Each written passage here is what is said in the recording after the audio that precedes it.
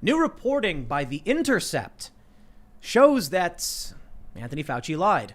And I think we knew that because there was a study that came out in 2017. Dr. Rand Paul actually held, I think he quoted it when he was questioning Fauci. And in this scientific study, they say they received funding from the NIH and EcoHealth Alliance, and that in this study, they actually made chimeric viruses, which is basically gain of function. But Dr. Fauci pushed back, saying up and down the chain, it was determined this was not gain of function research. Well, as much as most people believe that I shouldn't say most, but a lot of people believe that he was lying, we now have this report from The Intercept, which also published 900 pages. And we now have a professor from Rutgers saying outright, this shows they were doing what is defined by the federal government as gain of function research. There's the grant application, there's the progress reports. This was gain of function research. And Dr. Anthony Fauci lied. Or I should say, to quote the professor, he was being untruthful. Well, I'll be a little bit more bold than that. Now Rand Paul is saying, see, told you, he lied. He lied again. Now, Rand Paul has called for criminal action in the past. I really don't think anything is going to happen. So we'll talk about this. We got a bunch of other news. I've talked about a lot of this stuff earlier today, but we're going to break it all down, get into the conversation around it. We have that Rachel Maddow story. You may have seen Rachel Maddow tweeted fake news about ivermectin and Oklahoma hospitals being overrun. Didn't happen, but apparently she's still pushing the story, I guess, and people are criticizing her. So we'll get into all that, as well as potentially some Afghanistan stuff. And we are being joined by journalist Zaid Jilani.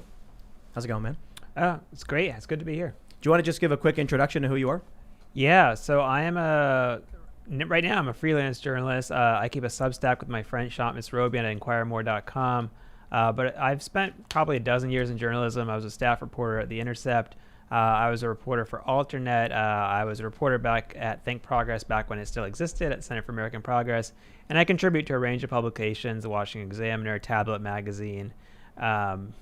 Basically, if you read it, I've probably written something at some point there. I've written in The Atlantic recently. Wow. Did a mini documentary for Fox News over the summer. So yeah, in a way I'm prolific, I guess, but I just kind of I want to go out there and explain the world. I want to figure things out together. So right on. That's interesting that you worked for Think Progress, Alternate, The Intercept, all particularly left or establishment publications. And then you're like, I also did something for Fox News over the summer. I think back in the day you could, and it wasn't really that big of a deal. But in this past decade, it's been getting worse and worse to where it's like you're on one side or the other. But I do think it's interesting that you, having worked at those places, I'm sure many of our viewers are not fans of. But Glenn Greenwald is, citing you on Twitter saying you're a journalist, Rachel Maddow's a crackpot. And I think, that says a lot. So it'll be interesting to talk about this reporting from the Intercept and the history of these organizations, I think, or at least the recent history. And we'll get into like this shift in culture. We have another story from the ACLU. The ACLU, only a couple of years ago was it? They were saying vaccine passports are bad and wrong. We can't do it. Yeah, they had put out a report, I think it was in 2008 or 2009, basically saying that in pandemics, government shouldn't be violating civil liberties, right? They need to focus on education, on public health. They don't need to focus on criminalization or, measures that we would, at that time anyway, consider authoritarian. But yeah, they've done a total about-face, basically in the past year, where they've embraced both mask mandates in schools and also vaccine mandates in other contexts. One of the articles that I think Glenn posted is from 2020. Where they were like, passports are not the answer. Now they have an op-ed in the New York Times saying, yes, passports are good and not a violation of your civil liberties. These organizations have lost the plot. But I really want to talk about a lot of that stuff. And we'll start with the news. We also got Ian hanging. Oh, yeah. Ian Crossan. What's up, everybody? Happy to be here. Good to see you, Tim, after the long weekend. That's right. Long weekend. We got Lydia hanging out. Yeah, I'm also in the corner. Very excited to be here as well. I'm excited to talk about the polarization, how all this has shifted strangely to the left. And I would say that we could probably just follow all the money to see what's really going on. And before we get started, head over to timcast.com, become a member, support our fierce and independent journalism. We got a bunch of great reporters. We're hiring more by the day.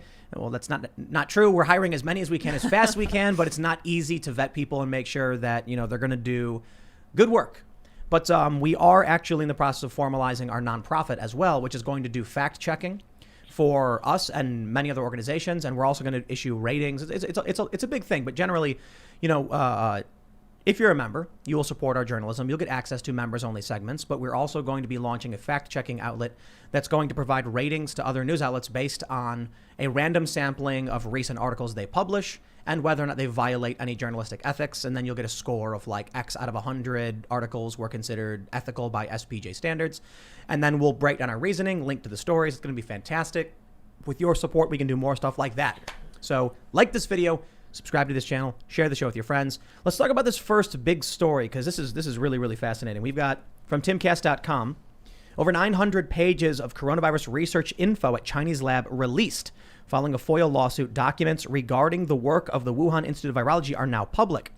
The 900 pages of documents were obtained by The Intercept through ongoing Freedom of Information Act litigation against the National Institutes of Health. The collection includes specific information regarding EcoHealth Alliance, a U.S.-based health organization, and its use of federal funding to research bat coronaviruses. The outlet also received 2 grant proposals funded by the National Institute of Allergy and Infectious Diseases. Gary Ruskin, executive director of the U.S. Right to Know, said this is a roadmap to the high-risk research that could have led to the current pandemic. But instead of taking it from Timcast.com and with all due respect, this is information coming from The Intercept, who did the work on this one, my respect, we have this statement from Richard H. Ebright, verified on Twitter, so you know he's legit. Board of Governors, professor of chemistry and chemical biology at Rutgers. Nice. He cites the articles and then some quotes from the article and then says, the materials show that the 2014 and 2019 NIH grants to EcoHealth with subcontracts to the Wuhan Institute of Virology funded gain-of-function research as defined in federal policies in effect in 2014 and 2017, and potential pandemic pathogen enhancement as defined in federal policies in effect in 2017 to present. He says this has been evident previously from published research papers that credited the 2014 grant and from the publicly available summary of the 2019 grant, but this now can be stated definitively from progress reports of the 2014 grant and full proposals of the 2017 grant. And he ends by saying this, because we don't got to read through everything, but it is particularly damning. The documents make it clear that assertions by the NIH director, Francis Collins, and the NIAID director, Anthony Fauci, that the NIH did not support gain-of-function research or potential pandemic pathogen enhancement at the Wuhan Institute of Virology are untruthful. To put it very simply, he is saying Fauci lied, Francis Collins lied, and now I think most of us realized this, but now we have the documents. What I think is particularly fascinating is The Intercept, of all places, that published this. And so, for what it's worth, we'll kick it off with something I saw from Glenn Greenwald. He said if he was going to make a bet, it was that they were trying to actually defend Fauci, and they may have accidentally just proven he lied. I don't know what your thoughts on this matter, Zed. Yeah, I mean, I can only speculate about why they did it because I wasn't in touch with any of these reporters. I still know some people over there, but I wasn't in touch with any of the reporters who did this story. I do think, though, that if that's what they were trying to do, it speaks well to them that they would publish anyway. I think we need more of that in journalism, is that you have a certain worldview or you have a certain hypothesis about the world. You go out there, you look for evidence, and maybe what you find disproves that, but you publish it anyway. I mean, that's what they do in science. It's what scientists are supposed to do. It's what the peer review process and the journal process is all about. And so I think if that is what Glenn is saying is true, it would actually speak well of The Intercept that they decided to publish something that goes against their worldview, which unfortunately I think is something that you see less and less of in a lot of these outlets these days. You mean like real journalism? Yeah, I mean, it's literally, journalism is about, journalism comes from the word journaling, meaning that you're describing or you're narrating the world as it is in front of you. You don't really do that when you start leaving out facts, when you start skewing things towards a particular perspective. There is a place for that. It's called advocacy, right? It's called activism. Right. It's what politicians do. It's what people who are lobbyists do, or people in the nonprofit world often do. And that's fine. And it's even, I would even argue it's fine to have journalists who have that particular perspective and are going to go at it from that point of view. But it becomes a real problem when so much of the journalistic world has converted itself into activism, because you're not getting people who are just calling balls and strikes. And you're not getting people who are willing, who have the resources and the prestige and credibility to go out and find the facts, who will actually be able to report them even if they go against those preconceived notions or worldviews. It's kind of a damning, it's kind of a condemnation of activism. The idea that activists who are supposedly fighting for something good are lying to you. I mean, that's just reality, right? Maybe propaganda is a better word for it. I'd like to imagine that as an activist, if you come across information that disproves what you're trying to push, you'd be like, oh, I was wrong about that. I once did fundraising for an environmental nonprofit. They gave us information on Deepwater Horizon.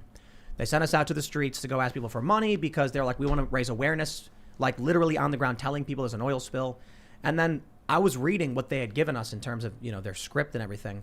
And then some guy stopped me and said, you're lying. That's not what happened. Here's the news. Here's what happened. And I was like, for real? Like, when I called my bosses and said, hey, this is not true, they said, oh, just keep reading it anyway. You're fine. And I was like, what? If we're not out here to tell the truth, to tell people there's a problem and we're misinforming them, why would I do this? And so I was like, nah, sorry, I'm out. Yeah, I mean, I think that when you have activists, you have advocates, yeah, generally speaking, it would be frowned upon just be outright making things up or lying. But I do think they tend to, just by the nature of their job, they tend to skew the truth, or they tend to arrange facts in a certain way. I mean, I wouldn't expect like the NRA to start saying, okay, well, here's all the flaws with having liberal gun policy, or like letting everybody own a gun. And I wouldn't expect the Brady control to be saying, here's 10 reasons why you might want to own a gun for self-defense, right? Like, we all anticipate that. But what happens when you start saying like CNN or the Associated Press taking more strident ideological or partisan positions, and they start being the ones who won't be telling you both sides of the story? I think that is when it really gets dangerous for a democracy. Absolutely.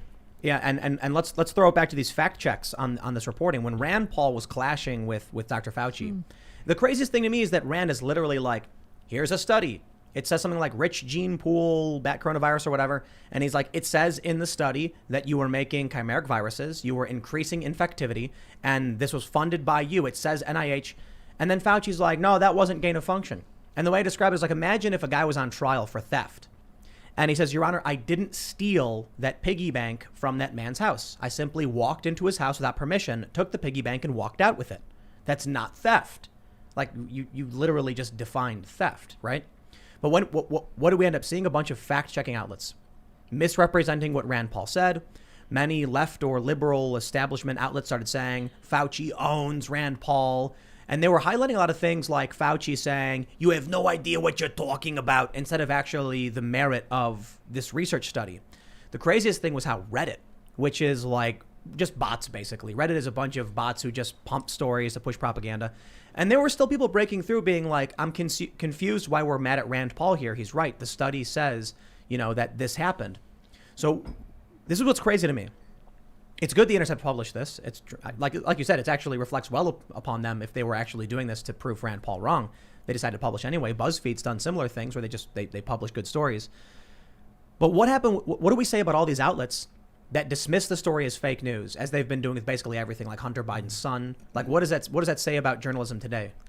Yeah, and I think this is like a big theme of a lot of our recent posts at inquiremore.com, which is a Substack that we hold. That we run, which is that I think that a lot of journalists now, they're having to choose between two missions. One mission is basically the traditional journalism, going out, discovering things about the world, describing it as the facts as they see them. The other one is to promote a certain worldview, to promote a certain set of values, right? And so I think that if something like a virus has become politicized, which it has been in the United States, there's actually like a red position and a blue position, a Democratic position and a Republican position, and everything COVID related now, unfortunately. More so here in this country than anywhere else in the world, I'd say also, which is an unfortunate aspect of it.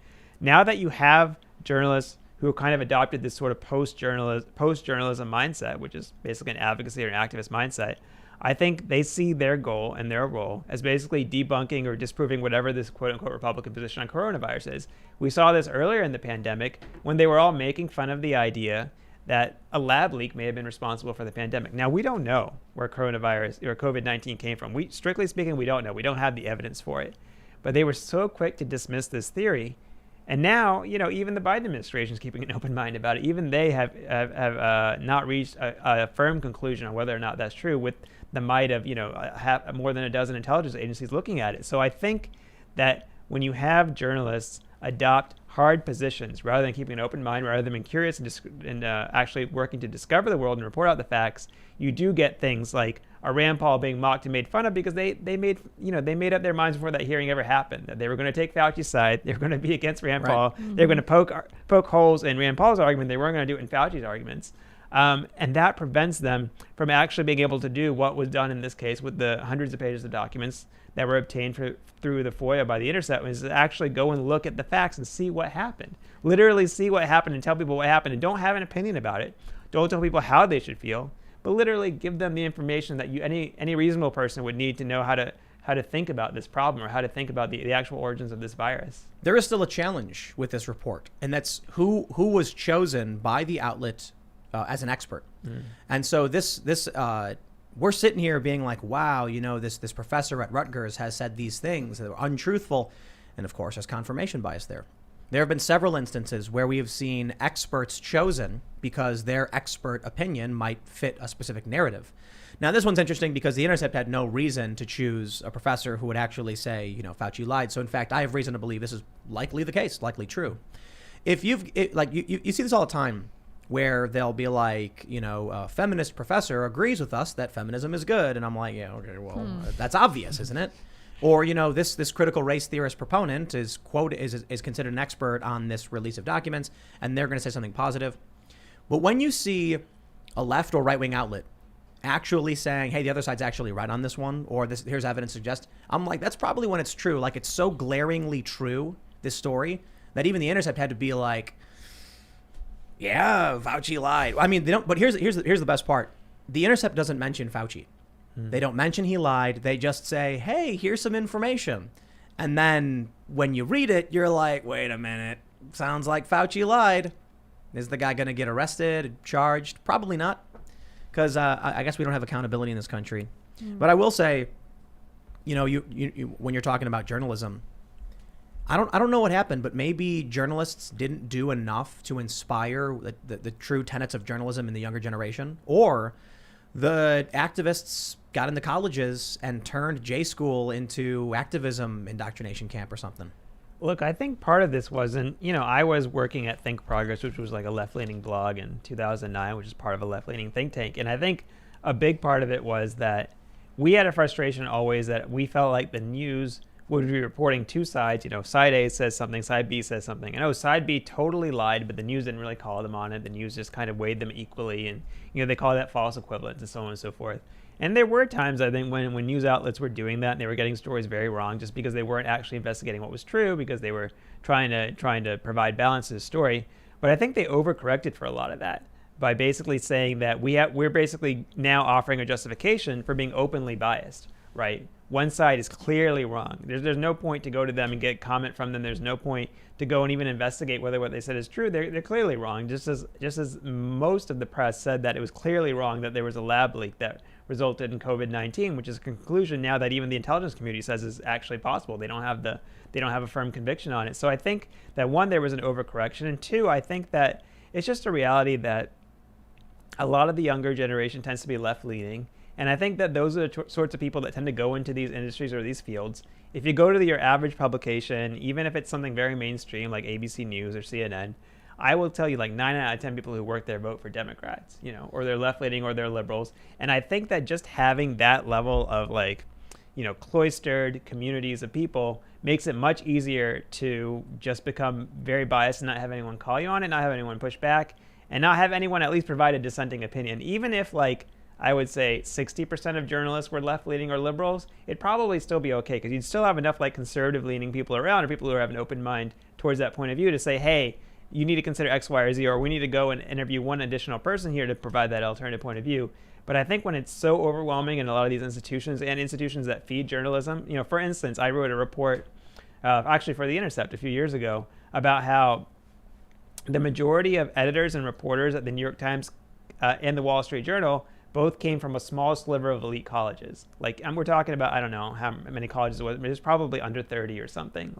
They come from a very tiny slice, a tiny educational and cultural segment of the United States. And I think when you're so cloistered, when you're so segregated from the rest of the country, it becomes much easier to develop groupthink. It becomes much easier to avoid any kind of dissenting opinion, or at least one person in the room is going to stand up and say, hey, we need to consider this other side of this, and we need to report the other side of it, because otherwise we're not telling the whole story. Because I think a lot of these journalists honestly do think they're telling the entire story. They think what they're saying is completely uncontroversial, and you have to be kind of nuts to disagree. That's honestly what they think. I don't think it's a conspiracy. It's just like a confluence of these kind of influences and these kind of cultures. I don't know. I think a lot of them have gone off. I think a lot of them are evil, right? And I'll break that down, because evil's not a light word to throw around. I mean, they actively understand they're omitting information. Like the Daily Beast, for instance. Like the Daily Beast is just notorious. There's no way some of these articles that come out, you're going to tell me this guy believes he's telling the truth. Because some of these things that are said are so absurd on their face. You're like, how is that even? No, but they'll write it and they'll publish it because their lawyers tell them, like, yeah, you'll be safe on that one. When you see these publications putting out things that are just so over the top, you're like, how could that possibly be true? But they don't care. They don't, I don't think they think they're telling the truth. Well, I think that there's probably two things happening simultaneously. One, I think a lot of these news outlets have shifted to basically subscriber kind of, this is a subscriber business model, because the advertising business model was being basically dominated by a few digital firms like Google and Facebook. And so they wanted subscribers. New York Times shifted heavily towards subscribers after Trump was elected. So one, they have a financial incentive to cater to a certain worldview and a certain type of person. That person is not going to complain that much if they get stories wrong, as long as those stories have the right sort of like, oh, you smeared a Republican? Who cares? The Republicans are all evil anyway. They probably deserved it. They had it coming, right? So that's happening. And at the same time, they're hiring up people who legitimately believe a lot of these things, right? Yep. Who really deeply, firmly believe that even if their story isn't 100% fair, it overall is going in the right direction. So I'll give you an example. Ivermectin, which is this drug. Some people are using it for COVID-19. It's being called a horse dewormer or a horse drug in a lot of like major press and major mainstream media. I criticize this. And there were journalists who were very defensive and saying, okay, maybe it's not exactly right that it's just a horse drug. Okay, maybe it's used for humans sometimes and it's prescribed for parasitic diseases. But the other side is just taking, the other side is just crazy. They're all conspiracy nuts. So like they see themselves as part of an ideological battle. And as long as they're on the right side of that, even if they're not being 100% fair, honest journalists, they still see themselves as morally justified. I think that's why they don't see themselves as evil, it's activism. Right? So here's where I fall with the whole ivermectin thing. There's conflicting studies. Data is inconclusive. FDA has not authorized or approved its use pertaining to COVID. But the World Health Organization says that it's an essential medicine, that it's used for treating river blindness, that it's basically eradicating this one parasite. And there are people who are doing, I think people who are eating horse paste are absolutely wrong to do it. And you know what? We know they're doing it because we had Dr. Chris Martenson come on this show and say that people were going to Tractor Supply and doing it. And I'm like, you shouldn't do that. There's a lot of reasons why you shouldn't do that. But to then go out and say, Joe Rogan announced he's taking a horse dewormer. It's like, no, he didn't. Because there's Tractor Supply's horse dewormer, and then there's going to Walgreens to pick up your prescription your doctor told you to get. Now it's getting so over the top that there's apparently reports that certain pharmacies won't even fill prescriptions. Like, yo, pharmacist, you don't know what the prescription's for. If a doctor prescribes it, just say, okay, you're not the doctor. But that's the problem of hyperpolarization that we're seeing. But we'll jump to this story because we have an actual, a pretty good example. Oh, I'm so happy to be using this source. From Gawker.com. Snap. I love it. Gawker, as you may know, is back for like the second time, I think. Or like, it's Hulk Hogan, Peter Thiel, lawsuit. Gawker collapses. It tries to relaunch. It fails. It relaunches again. Gawker, of course, is mostly not great journalism. But I want to use this source because I find it to be just so funny. Gawker says, Rachel Maddow wards off disinfo with disinforming tweet. Glenn Greenwald is right about this one. I love that they're insulting Glenn Greenwald in this. They say, something has happened. A rare thing that used to happen all the time, but now arrives roughly every 18 months, like a solar eclipse. Glenn Greenwald has posted something factually correct and only minimally annoying. Specifically, yesterday he tweeted about the Rachel Maddow show. Rachel Maddow tweeted, quote, patients overdosing on ivermectin backing up rural Oklahoma hospitals, ambulances. Quote, the scariest one I've heard of and seen is people coming in with vision loss, he said. Glenn Greenwald says Rolling Stone has now issued a second update that effectively retracts its false story that gunshot victims are waiting in ER rooms in Oklahoma due to overflow from ivermectin poisoning. Yet Maddow still has her tweet up from 4 days ago promoting it with no subsequent note.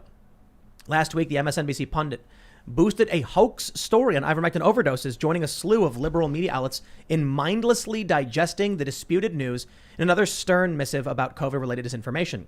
In her rush to warn viewers of the dangers of misinformation, she did not have time to fact check. Oh, that's a bit generous. Like she ever does. Come on. Unlike several other outlets, Maddow still hasn't deleted, updated, or clarified the error. The original story came from a local NBC affiliate. All right, so let's break this one down really quickly. A doctor says he was misquoted. He wasn't saying that all of these hospitals were overflowing the beds. He's saying there were sometimes that there were some congestion, and some of it was because one guy may have taken too much ivermectin. They ended up issuing, the Northeastern Health System, Sequoia, ended up issuing a statement saying the guy doesn't work for us. We have not treated anybody for ivermectin. The story is fake news. And yet, Rachel Maddow still has it up. Now, here's what I love. Hey, good job, Gawker. I don't know why they're insulting Glenn Greenwald. He's right. You don't got to... Sure, I guess they're trying to be edgy. But I'll tell you this. If Gawker can come back and insult people they don't like and whatever, but still be correct, I welcome it entirely. By all means, they can call Glenn Greenwald every name in the book. That's wonderful if the facts are true and correct. Now, what I'll say about this is, my friends, I have seen stories and heard anecdotes of people eating this horse paste stuff. Don't do that. Because here's the problem. The stuff from the store that people don't understand, it's this tube is for a 1,250 pound horse. What they're saying, what this doctor is saying is not that, all ivermectin is horse dewormer like the media is doing. They're saying some people went to Tractor Supply, bought this stuff, ate a whole tube that was meant for a 1,250 pound horse. That's insane, right? And then they get sick because of it. Now, I don't know exactly what's happening after the fact. They're saying people get vision loss and there's some crazy stories, but I got to tell you, it's really hard to believe some of the over the top stories because of how much the media's lied, how much we've heard from like lying nurses. There was one nurse who was like, someone came in, held my hand and said, I wish I had been vaccinated before they passed. And I had to tell his family. And then someone looked up that there was like no one in these age groups who had died in these hospitals. Like a lot of these stories are completely exaggerated. The problem is we got two things going on. The media is going completely over the top, calling all ivermectin horse dewormer. Like when Joe Rogan says he's taking it, clearly it came from a doctor. And they're conflating that with people eating horse paste. So then you get people on one side who are like, I tell you this, there are people who just adamantly believe ivermectin is this gift and it's great. And we don't really have we don't have good conclusive data on this right now. We've got some studies, some promising studies, some inconclusive studies, and a whole lot of me being like, yo, if I'm going to be honest with you, I honestly don't know. Brett Weinstein can say one thing, that's fine, but we just don't know. And so ultimately what ends up happening is you've got something that's not FDA approved, not FDA authorized. And there's a lot of arguments about why that is or isn't, but ultimately I defer to the slew of studies that have conflicting information. And then you get the culture war in this. Saying people who believing in ivermectin saying the media is lying, therefore it must be true. People on the left saying ivermectin is horse dewormer and mocking everybody, ignoring the actual nuance of the whole situation. And then YouTube banning people who dare talk about it. So at this point, I'm just basically like, yo, I don't even care anymore. Like YouTube has gone so off the rails. They gave Crowder a strike for citing the CDC. I don't know how we navigate this other than just talking about it and just saying what we think. I mean, this Oklahoma story in particular, because we just wrote a post about that at the Substack on Inquirer, and when you just get the details of the story, like if you read like the 5-sentence summary of it, it doesn't sound believable, right? Rural Oklahoma is being overwhelmed with gunshot victims, right. and those victims cannot get into the hospitals because so many people are taking this ivermectin, which is a drug that honestly most people probably have never even heard of. I mean, unless you're really plugged in and following all this, probably never heard of it. And yet this story, not only did it get tweeted by Rachel Maddow, it got featured on Joy Reid's MSNBC show, The Rolling Stone, Insider. It was all over the place. Like it was all over the world. It was viral. If you go to that hospital's website now, they have a huge splash page up that says, hey, look, we're taking people. We're not overwhelmed. Don't worry about being turned away, which is very important because rural hospitals are a real asset to those communities. You might have to drive 5 hours to get to another hospital because there aren't that many hospitals in these rural communities and rural areas. So actually, it's kind of a dangerous thing for people to believe that you can't get to the hospital. So what I did is I just called and I sent an email to the local police and the sheriff, and I asked them, like, dude, what's this story all about? Are you guys having a bunch of gunshot victims? What's up?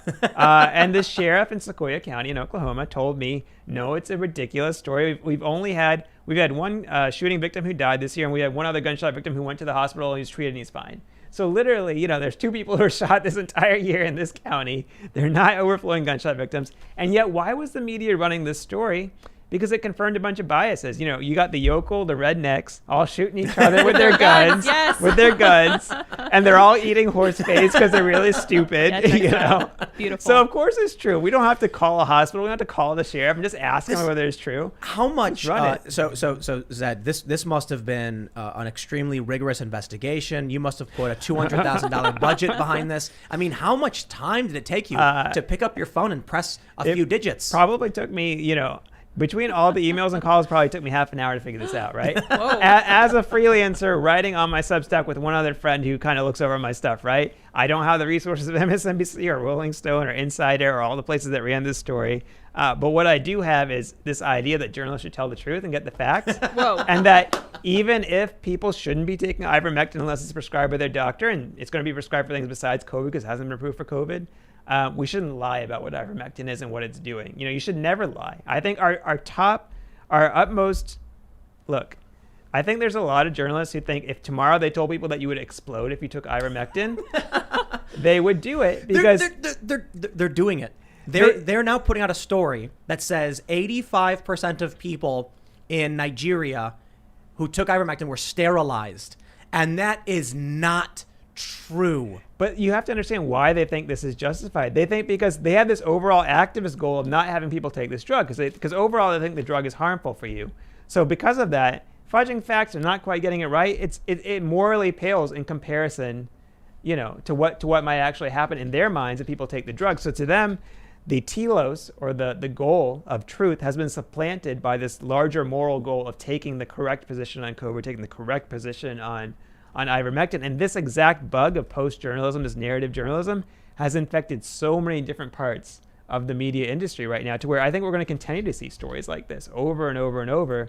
Because again, a lot of journalists, they don't care about telling the whole truth about something. They just want to tell you enough information to achieve whatever goal they want. And that's not very different from what the NRA or the Brady campaign do when they're arguing about gun control or any other type of activism. Mm-hmm. Let me pull up this tweet I was just digging around for. So this guy tweets, "Today I learned ivermectin apparently sterilizes the majority, 85% of men that take it." Now, this guy's not a journalist. He's an activist. And there are a bunch of activists pushing this out. And I don't see journalists pushing this narrative out. But it goes to show you the gradient between activist and journalist, and how news organizations have become activists, but they still won't go too far. So there is a study that I think looked at 385 people in Nigeria, and then they reduced it down to like 37 people and then tracked their sperm counts. It turns out that 9 of those people, I guess, or whatever the number was, were unaffected or something. So the overwhelming majority, or maybe, I don't, 9 is maybe the wrong number. I don't know. All you need to know is it's a study. It is a tiny sample. It is inconclusive. Activists are sharing it clearly to smear this medication. Here's what you need to understand about how deep this lie cuts. These tweets are going viral. This tweet has 7,500 retweets from this guy. It is insane to state this. You want to know why it's insane? The lie that they are pushing is not about ivermectin and sterilizing people.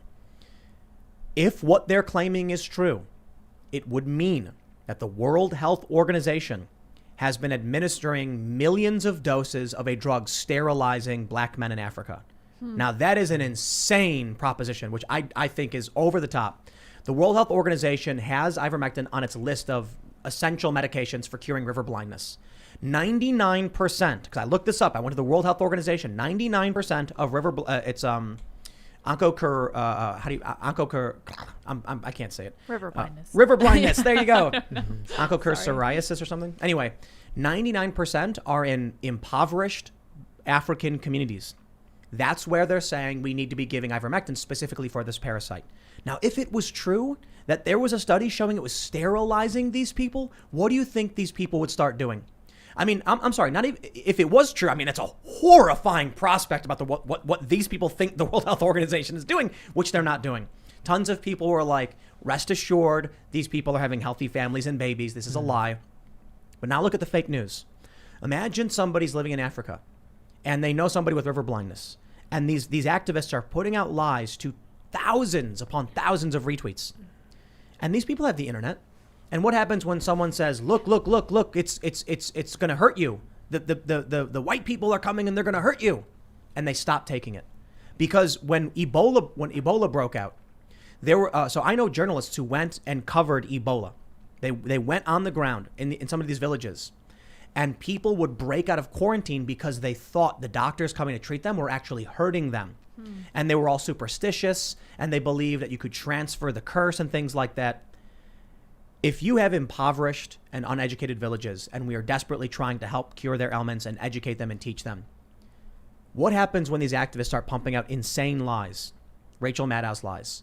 When they're saying that ivermectin's a horse dewormer, all of those lies from the media are going to be scaring people who are already worried about being manipulated. You've already got, Joe Biden talking about the Tuskegee experiments. Granted, he said Tuskegee Airmen, but you get the point. And by the way, like the New York Times had an article about the percentage of young African Americans in New York City who've been vaccinated. I think it's something like 27% or something when they wrote it. It's probably gotten higher since then. But they interviewed some people, and some people were saying, why am I scared of COVID? I'm way more scared of getting shot by the police. It's like, the news media spent, 18 months or so, or I don't know how long, but around that, probably longer if you count back out to 2014 or Ferguson, telling people to be scared to death of getting shot by the cops, particularly if you're African American. Now you have people going around and just random people are being interviewed on the street saying, no, I'm way more scared of getting shot by the cops than I am by COVID. Like 700,000 people in the United States have been killed by COVID-19, right?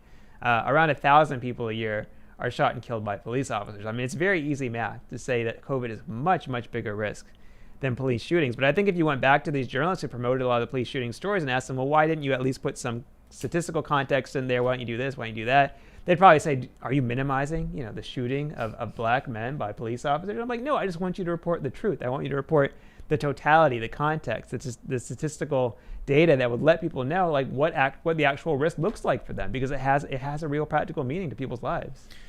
Yeah, one of the things that we've talked about quite a bit is that you've got kids growing up with Facebook being inundated with nothing but videos of police brutality, and then genuinely believing that cops are doing this every day. They're actively seeking people out. I mean, we've heard BLM activists say like, oh, they're hunting us down, and that's just not true. But I don't think it's as activist-y. I mean, maybe it is. Maybe it's activists who are watching. Imagine you're 10 years old. You're inundated by nothing of these videos. And now you're 18, 20, you're in college. You get out, you go get a job at, Vox or whatever, and you believe it, so you start writing it. But I do think there's a lot of people, when they give you their excuses and their justifications, it's because they're grifters. It's because they're like, dude, I got 2 million clicks on that. My boss paid me a bonus. I'm not going to admit I did wrong, right? These people are unwilling to correct the record because it's the rage that gets them the traffic. Now, me, I got to be honest. I think what gets me the traffic is admitting when I'm wrong. I think the viewers we have are specifically here because we do corrections and we will admit when we're wrong. And I'm really strict with Timcast.com on like any change, anything, punctuation. I want a note saying what we changed and why. I want a record of that. So people go there can see it. Media doesn't do that. I think you've got true believers who have been indoctrinated. And I think I think the grifters are on the way out, to be honest. And now you're getting true believers coming in. They've eaten their own, they've fed this refuse to the children. And that's probably why you don't get journalists anymore. You get activists. Well, there was an analogy. I did some work for an organization that was headed by Jonathan Haidt, who's a social psychologist. Oh, there's a really good analogy for changing your beliefs. Instead of thinking about it as a switch, like, okay, I either believe this or I believe that, it's on and off. Think about it like a dimmer, right? Like, oh, I'm maybe 70% sure about this thing, but I can change it to 50% if someone gives me some new information, some new evidence, because it really is about tying up with your ego. And I think you're exactly right that like when we have response systems now or like gamified, we have a gamified world where you're given a certain amount of like, happy feelings. From taking a certain position, from making a certain stance, from describing the world in a certain way, you don't want to lose those feelings by saying, maybe I was wrong, maybe I should change my mind about this, maybe it's a little bit different. We've set up incentive systems that make us behave in like really antisocial and like anti-intellectual ways. And I think your practice that you just described is very healthy. It's like you're setting up a new incentive system for yourself. You're saying, actually, my viewers really like appreciate it when I admit that maybe I was wrong about something, or maybe it's a little bit different than I thought before. My opinions change, not all the time, but periodically. Like, fairly absolute on 2A. You know, I used to be like, well, there's got to be some things we can do. We need to have conversations. There's urban versus rural. And now I'm just at this point where I'm like, nah, everybody gets guns. Government should be giving guns away for free. Give everybody guns. I'm half kidding. I do argue, and this is important, why the government should give away free guns is that the right never fights for anything. And they say, you know, a lot of the conservatives are like, it's because we don't think the government should be providing these things. And I'm like, well, here's the imbalance. The left will demand universal health care. They'll demand government do things for them. And then all the conservatives will do is say, no. Conservatives never actually advocate for things on their own within reason. It doesn't have to be about giving someone something, but I'm actually taking this from Michael Malice. God, we quote this guy too much. But he said the left demands universal health care. The right doesn't demand universal gun access. But I will say the real argument is, where are the Republicans coming out and demanding a repeal of the National Firearms Act? Where are the conservatives coming out and saying, we don't want the government to do things, we want to reduce, they don't do that. So you end up with the left constantly demanding things and taking it, and the right doing a whole lot of just saying stop. Yeah, I mean, I've written a couple pieces actually for the Washington Examiner, which is like a DC-based magazine that's right-leaning, is like kind of center-right or right of center, about sort of the debates within the conservative movement about where their governing philosophy should be going in the next few years. And I think for many years, the conservative movement has basically been tantamount in many ways to the libertarian movement, right? Like their general philosophy is government should take their hands off stuff. We should spend less money. We should have less regulations. And we should just embrace personal responsibility and individual freedom. I think there is a rethink happening about that in many parts of the right now. It's not a dominant philosophy. It's not something you'd see the McCarthys and McConnells of the world embracing. But I do think you're seeing some people in the Senate and the House and a lot of people on the intellectual right starting to say, hey, look, we can't really respond to the collapse of the family by just talking about another tax cut, right? Like, right. You know, it's not that you should never cut taxes, you should never deregulate anything, but there has to be kind of a broader kind of social and political and economic agenda than I think just the libertarian mottos. And it's really interesting and kind of what you just said about guns, because I think one way that gun policy may be different in some parts of the world is that they, you know, like gun ownership in a place like Switzerland, right? Like people, it's not super unusual to like have like training for your firearm, to have a firearm. They often keep them locked up, or they keep the ammunition separate or something, but like they don't necessarily see it as antagonistic to gun rights to have the government involved in it at some level. Whereas here in the U.S., the debate's very polarized, where there's some people who just absolutely hate guns and don't think anyone should own one. And then there's other people who just, you know, they think everyone and their mom and their baby should own a gun. But like, they aren't necessarily saying, okay, the government should put together, you know, a really cool training course and give it to kids when they hit high school in this rural area where a lot of people own guns, and like actually get, you know, get people's buy-in and confidence, and get like people who are not gun enthusiasts thinking, okay, there's a way they can use these things safely, and there's a way we can make sure people have access to them and good training and so on and so forth. Yeah, the gun thing, I think, is one of the most glaring examples of the media lying and having no idea what they're talking about. And so, like, very early on in the gun debate, I just would do basic research as a journalist, and I started to learn more and more and more about how, you know, wrong the media was. And they're still wrong to this day. Constantly saying things that make no sense, advocating for the ban of things that don't do anything. The example I love to give is that in Maryland, the M1A is banned as an assault weapon, but the SCAR 20S is not.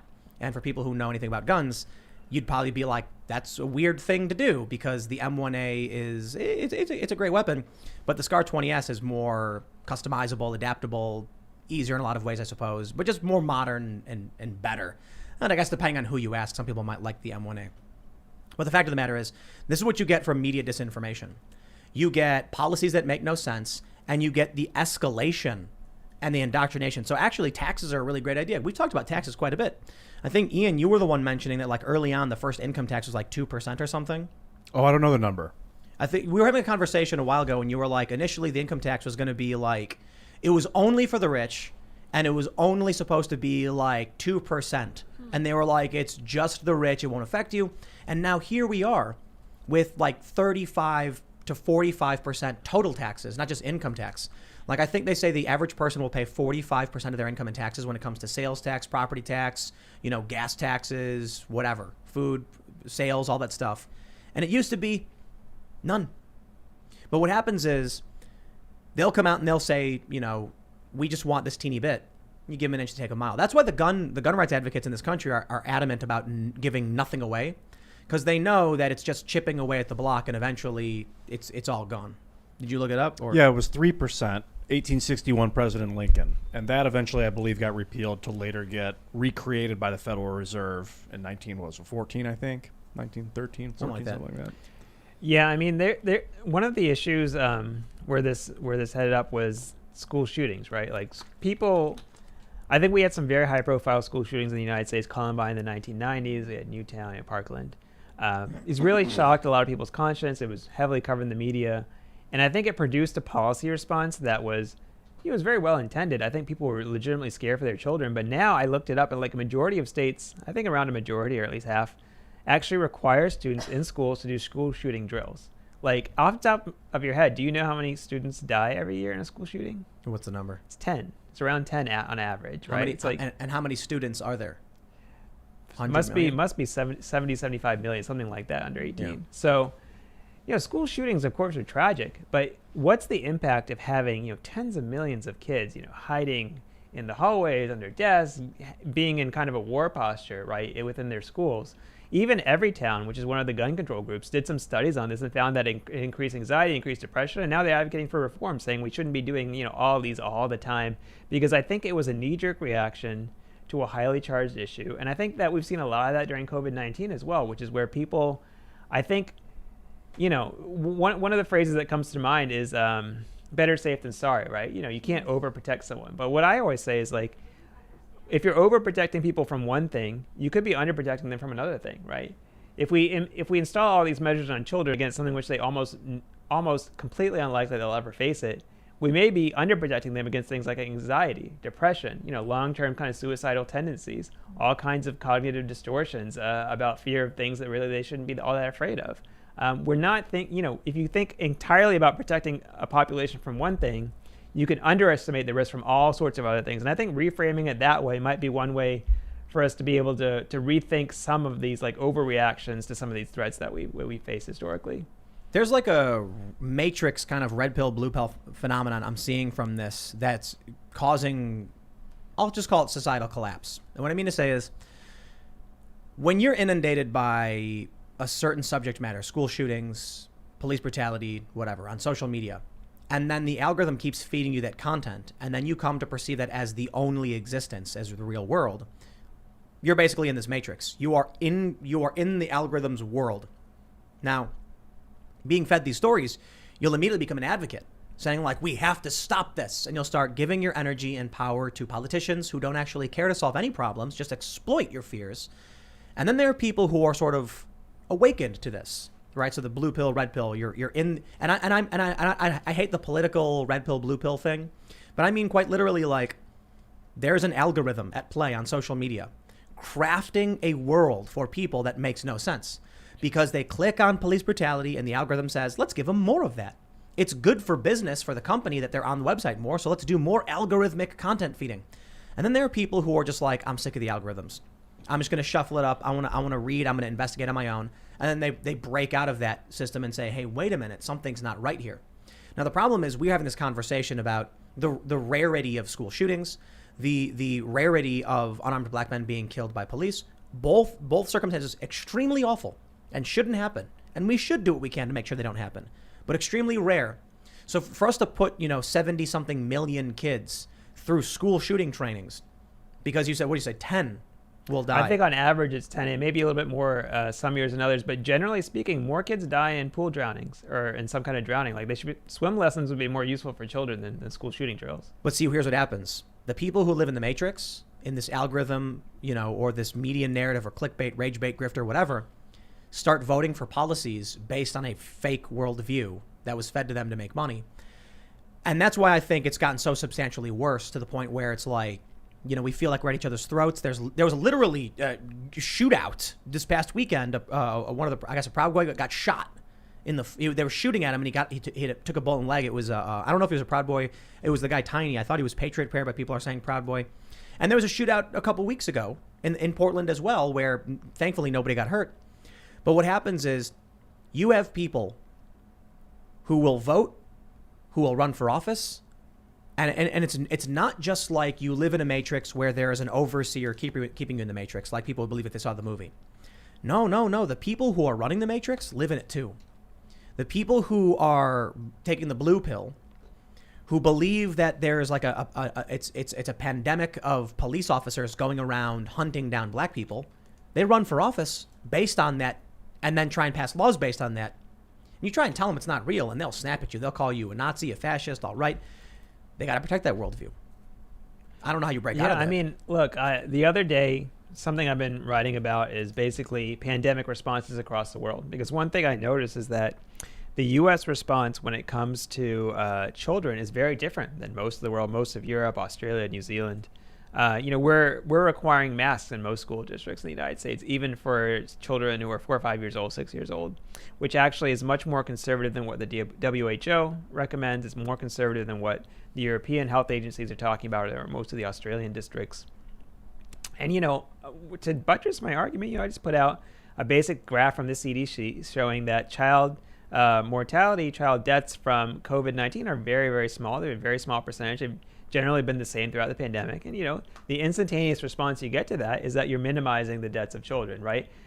Literally posted the facts straight from the CDC showing the context of this. And I think that, part of it is that I think once you've adopted the activist mindset or the moralizing mindset, you have one goal in mind. And that goal, of course, is protecting children from COVID-19, which is a totally understandable goal. But at the same time, when you're not getting the whole picture, you're not looking at all the other possible ramifications of keeping kids in this crisis mode for basically forever. And you're not considering the points of view of other people in the world who are not doing that. In British schools, they're not doing that. In Australian schools, they're not doing that. They're using largely rapid testing, social distancing, some vaccinations at the higher level, like 16 and 17-year-olds maybe are getting vaccinations, but they're not having toddlers running around in masks for the most part.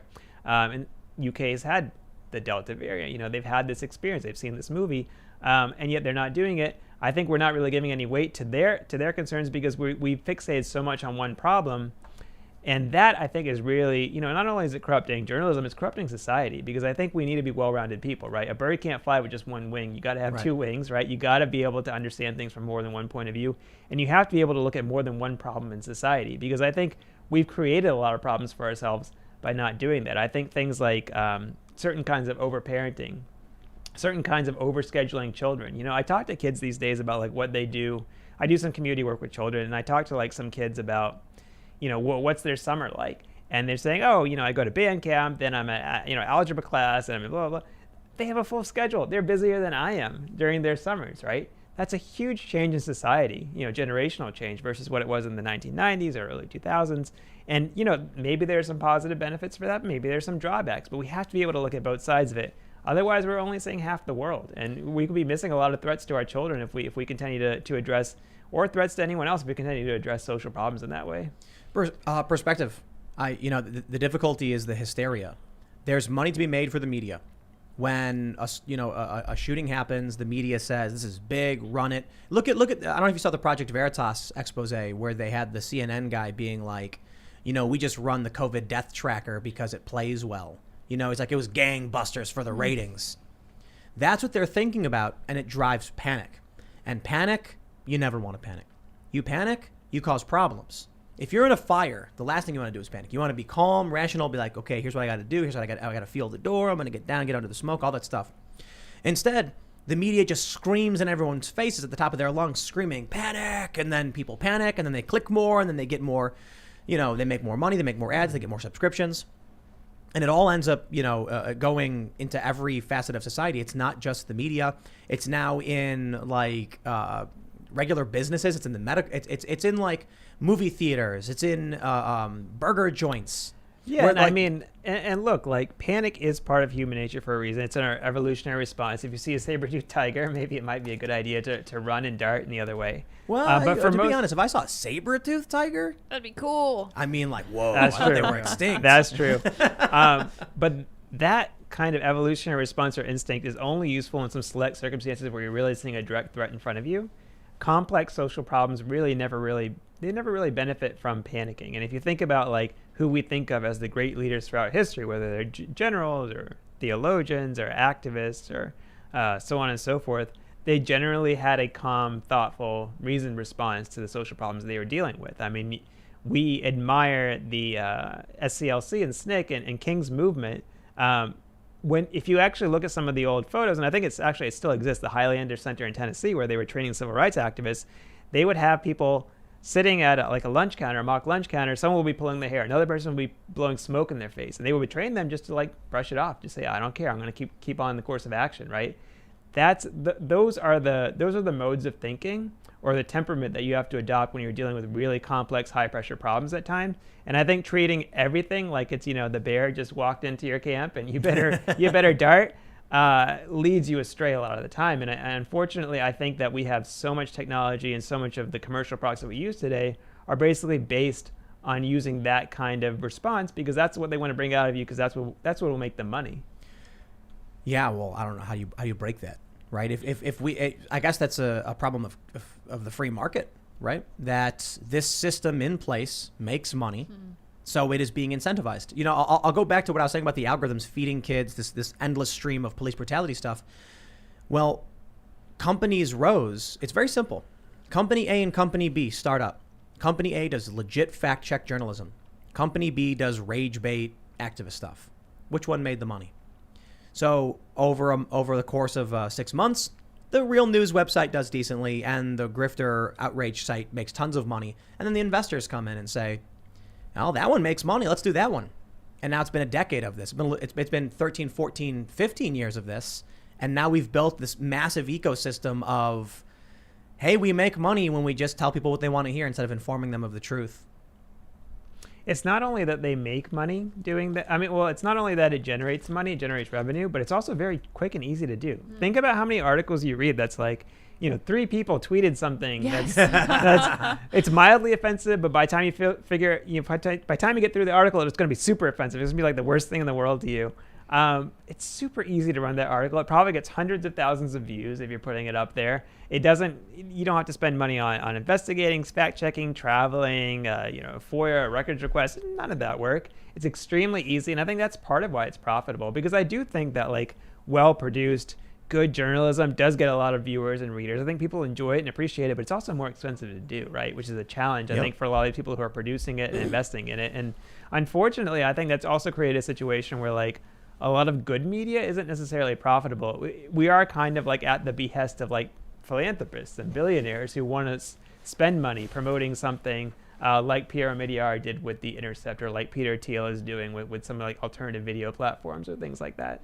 I don't think it's all bad. There was an episode that of Joe Rogan's show he did, and I think it may have been with Matt Taibbi, I'm not sure, where they mentioned anybody who goes for legit journalism right now is probably going to make a killing. And we're already seeing with all these different Substacks popping up. I mean, Glenn Greenwald, you have Substack, Michael Tracy, for instance, Matt Taibbi. And apparently they're doing really, Barry Weiss. Yeah. They're all doing really, really well. I mean, Timcast.com is doing really, really well. And so I will say there's always a challenge in trying to figure out if you're actually doing the right job or if you're just, partisan. But I think it's fair to point out, the establishment is just pushing narratives. Many of these outlets just want to stick to their worldview. Side with the audience, they call it. And if their audience is trapped in a whirlpool of fake news garbage and hating someone else, siding with the audience isn't the right thing you want to do. No, you want to challenge. You don't even want to challenge it. You want to be honest. So interestingly, you mentioned these articles where it's they'll grab a few tweets and then post an article being so-and-so said this. We've actually talked about this at timcast.com because we've had a few articles where it's so-and-so was criticized, and then we show some tweets, and I'm like, we won't do that. And I was like, hey, let's talk about this. It might be newsworthy. To be fair, it might be, because if a congressperson makes an official statement about a specific policy that starts a feud or something, and then it's just you're pulling tweets, that may be something people want to know about. But I said what we should do is, if we see one of these Twitter spats, we're not just going to pull up someone on the right who's saying, F you. I want to see what the left prominent personalities are saying and the right, and then we want to actually break down the fact check of who's right and who's wrong. Now that's a little bit more work. You got to actually do some journalism there, but that's the way it should be. Conversations are happening on Twitter, very important ones. It's kind of silly in some ways, but if a congressperson is debating another congressperson, I think, we want to talk about that. Look, I think part of it also is just awareness. I think I did some work earlier this year for a guy named Justin Rosenstein. He was an early Google and Facebook guy. He also co-founded Asana. He made he's probably $1 billion worth of his Asana stock in Facebook. And his conclusion was that he created all these technologies to help people cooperate with each other and work together as teams. But they all kind of went awry, and everyone hates each other. There's a lot of division and everything. So basically, he's giving away a ton of money through philanthropy and grant making because he feels guilty about all this. I think that, he started these companies with like good intentions. Like, he was one of the founders of like the Facebook like button. And like, I think that they actively debated whether or not to make a dislike button, but they were like, we're not going to do that because it'll be negative. It'll create negativity. People will get fighting and all that stuff. But it ended up, Facebook like ended up like being pretty bad anyway, because people are using it to share content. This is like dissing someone or attacking some out group or something. But I think that, there are large social and cultural changes that happen once you're aware that something is a problem. And I don't think that we looked at, the YouTubes and the social medias of the world and sort of the echo chambers, hyperpolarization, all this as a problem until very recently. I think even if you go back to like 2009, 2010, 2011, everyone was talking about how these things were great. We were all communicating with each other.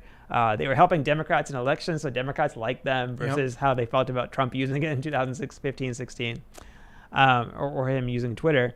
But I think now that we have the awareness of the problem, I kind of feel like the solutions will bubble up after the awareness is built, because I think that's what's happened with other technologies that ended up being harmful for us. I think everything from we have much safer cars now with seatbelts and airbags to where we have a dramatic decline in smoking in the United States, right? Smoking was an addictive product. It was flying off the shelves, making people at Altria and so on and so forth tons and tons of money. But I think once we recognized that there was a problem, started educating people about it, creating some alternatives, some minor regulations, I think we actually moved in a healthier direction. And I think something similar will happen with social media and a lot of what online, monopolization has done to journalism. And part of that, I think, is antitrust, like getting very serious about the fact that these companies basically are the new Standard Oil. They are the new railroads.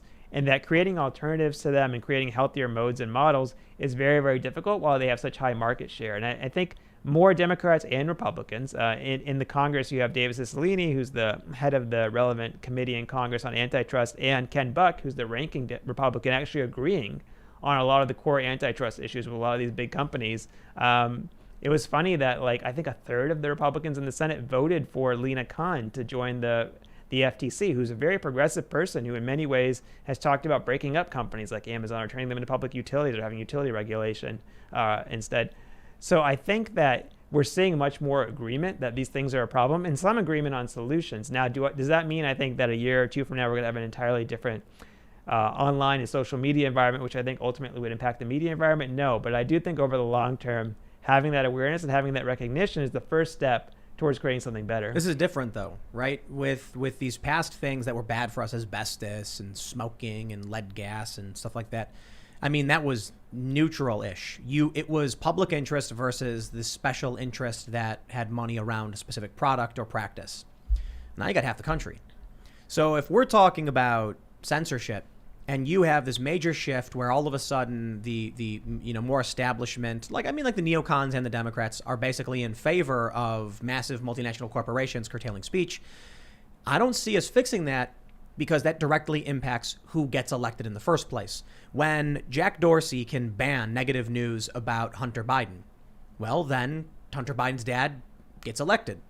And depending on what you believe, there was a survey from Rasmussen which found that if people had been informed, because people didn't know about this, when they learned that Hunter Biden had done these things with Joe and these shady business deals, they would not have voted for him. The margin was massive or large enough to actually question. It was like 10% of people said they wouldn't have voted for Biden had they known the truth. Well, we know that Facebook and Twitter suppressed negative news about a Democratic candidate. That being the case, why would any Democrat ever give in to any kind of legislative reform over these companies? The antitrust stuff I can see, yes. I don't think it'll solve the problem, though. What people need to understand about Facebook and Google is that antitrust makes sense simply because we're not, some people say, oh, but, who wants to use a bunch of different video platforms? We're not saying that. YouTube is a video platform. AdSense is an advertising platform. AdWords is an ad distribution platform. I think they changed, now it's just Google Ads or whatever.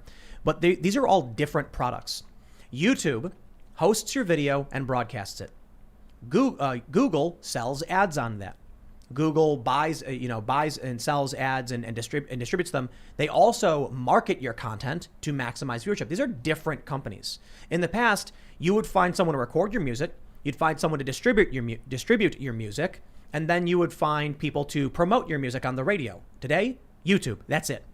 YouTube hosts and distributes. They're the ones who do all the ad selling, and they're the ones who determine who's going to be on the front page. You could break them up into 3 companies. Antitrust could come in and say, everybody likes YouTube because that's where the videos are. Okay, YouTube, you no longer can do the ads. We're breaking this up into different companies. And then all of a sudden you'd see way more competition and ad rates. Probably ad rates would improve dramatically for a lot of people. You would then get you would then get people at YouTube basically being like, this would be interesting because there would have to be individual deals with your channel and YouTube as to how revenue is generated. It'd be very, very complicated. It may actually even destroy YouTube because I don't know if YouTube is possible, if YouTube can even function without subsidy from Google in the first place. But if that's the case, there's a lot of questions we have to ask about major companies making tons of money doing one thing, subsidizing and cutting everyone else from the market by dumping money into another thing, right? So a better example is, I won't name the big chain of coffee houses, of coffee shops, just for legal reasons, but I've heard these stories from local mom and pop cafes where a big chain shop opens up next door and sells coffee at ridiculous prices, ridiculously low. Because they're well funded by a massive conglomerate, they can sell at a loss. It chokes out the mom and pop shop because now all of a sudden you've got people like, why spend $5 on my cappuccino when chain store has it for $3? Then once mom and pop goes out of business, chain store jacks the prices back up and now owns 100% of that market share. Though that's problematic. That's predatory behavior that we see a lot of. I know a lot of people on the right say that's simply just, it's free market capitalism, they're allowed to do it. And I'm like, that's brutal. That's basically what YouTube does. Google just dumps money into these things. So Facebook, for instance, is the same thing, right? Facebook is a social network as well as an advertising sales and promotion, marketing, all of these things. I think we could look at that and find a way to break it apart. Yeah, I think a lot of this is going to depend on the right, because I do think that the tech companies had the mindset that you were describing, that if they aggressively basically took the positions and the stances that the Democrats wanted in the 2020 election, it would avoid regulation from the Democrats when they took power. It's not necessarily a super safe bet because the Democrats have their own grievances against tech, right? A lot of them think the tech doesn't censor enough, right? Right. And the Republicans think maybe it censors too much. But I think they run the risk by being so polarized towards the Democrats of actually radicalizing the Republicans. So I think that, when I wrote my most recent article for the Examiner about big tech and the Republicans, I asked Ken Buck's office about, a few years ago, he was not talking about breaking up big tech companies. He wasn't even interested in the topic. And he was like, yeah, I went to a field hearing and a bunch of my constituents were talking about Amazon and how it was, it was making it difficult for them to sell. And the Republicans are noticing what's happening to them, right? So it may be that if the Republicans change their political orientation enough, if they actually respond to events and not just respond with a bunch of slogans and mottos about tax cuts and deregulation, but if they actually see these companies as opposed to their base and they need to respond to their base, the next time they get enough power, they would conceivably be able to, either through legislation or through continuing to support people in the regulatory agencies, be able to create the majority for things like breaking up the large companies, imposing common carriage rules, which would help against a lot of the discrimination and censorship issues, interoperability so that different people, users from different companies can talk to each other. So, it won't be like, okay, I'm on a network with 500 people, so I can't talk to people who use Facebook. No, you still would with interoperability. So I think that a lot of it really is the ball being in the Republicans' court. There are enough Democrats, even though Democrats are more pro-censorship, who do want to address the power of these companies for one reason or another. And there are a growing number of Republicans. But I think as long as there's a core group of Republicans whose their mantra is basically to look at what's happening to their base and do nothing about it, which has been kind of the way they've responded to a number of social crises over the past, generation or so, then I don't think much will happen. But I do think that if somebody like a Josh Hawley or a J.D. Vance or some of these people on the right who are very enthused about this issue are willing to work with Democrats on the issue. Hawley supported Lena Khanna. He might have been the only Biden nominee that he supported, who's a very much to the left on this big tech issue. She probably wasn't the only one, but he voted against most of the nominees, so it was rare to see him support one. I do think if those people grow in influence and are able to make that argument to the base and mobilize that base against the establishment, then you'd really see movement on this issue. I think as long as you see one party that takes a complete laissez-faire attitude towards corporate concentration, which is what the Republicans have been doing, you're right, probably nothing will happen. But if they change their orientation and at least a few Democrats are willing to support some reforms, then I think something probably will happen. I think we may see a reckoning with the Republicans in the midterms. 2016, Republicans had everything, and they did nothing. In fact, many of them supported the Russiagate investigation. Then 2018, the Democrats, recoiling from Trump, take the House back. Then Trump loses 2020. Joe Biden is now president. And we end up with people who are sick and tired of watching this problem of social media manipulation, big tech censorship, actually having a major influence on the election, like we mentioned, with suppressing negative news about Joe Biden's family. And now you have to wonder what's going to happen with the Republican Party. There's a lot of talk about a lot of right populists who are now running to primary existing Republicans or current Republicans. I think a lot of people keep saying, oh man, the Republicans are going to win the House in 2022 and they're going to push back. Maybe. But I also think we're going to see a lot of establishment Republican types, feckless, laissez-faire perhaps is the way you describe them. They do nothing, just whatever goes with these businesses. They're going to get ousted. I don't know for sure. I just think that the sentiment surely is there to not just have a sweep of the House, but also a changing of the guard in the Republican Party, because as it stands, we were mentioning this earlier in the show, Republicans don't do anything, at least right now, right? They're not coming out and saying we want to repeal firearms legislation. The left is saying we want firearms control. We want gun control. And the right's just saying no. Where is any semblance of a resistance saying we actually want to repeal some of that legislation? It doesn't exist. Then you have 2016 till today, with every Trump supporter knowing this was a problem going back to 2016, complaining about being banned, the censorship getting worse, and nothing getting done about it. Now all of these people are probably fed up. How stupid did Republican politicians have to be to ignore a problem that would result in them actually losing elections?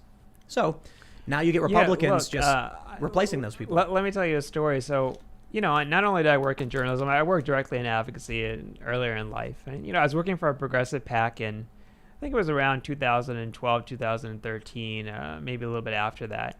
And I went to a progressive conference, and there was a bunch of people in a room from a range of progressive organizations, and they were all talking about protecting Social Security and Medicare. And I was like, guys, you can talk about protecting it all day long or whatever, but what you need to be doing is seizing the opportunity to talk about expanding these programs, right? This was 2012, 2013. Nobody was talking about doing this.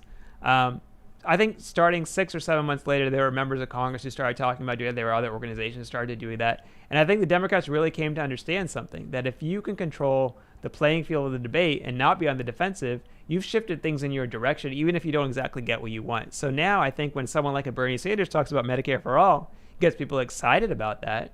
The chances of there being significant Medicare cuts, of raising the retirement age, of different types of privatization have gone down, because now the public debate is all about whether we should expand it or not, instead of cutting it. So I think exactly what you just said, the lack of a proactive Republican response on so many different issues allows the Democrats to control the playing field. Yep. And if I were the Republicans, I would think it was a terrible strategy. But I think that's just been their go-to mode for so long, thinking that, if we'll just call the Democrats socialists and communists and gun grabbers, that'll win us every election, right? And that's just not the reality in this country anymore. There are a lot of people who are interested in a lot of progressive ideas, as I think they should be, because I think some of the progressive ideas are worthwhile and worth exploring.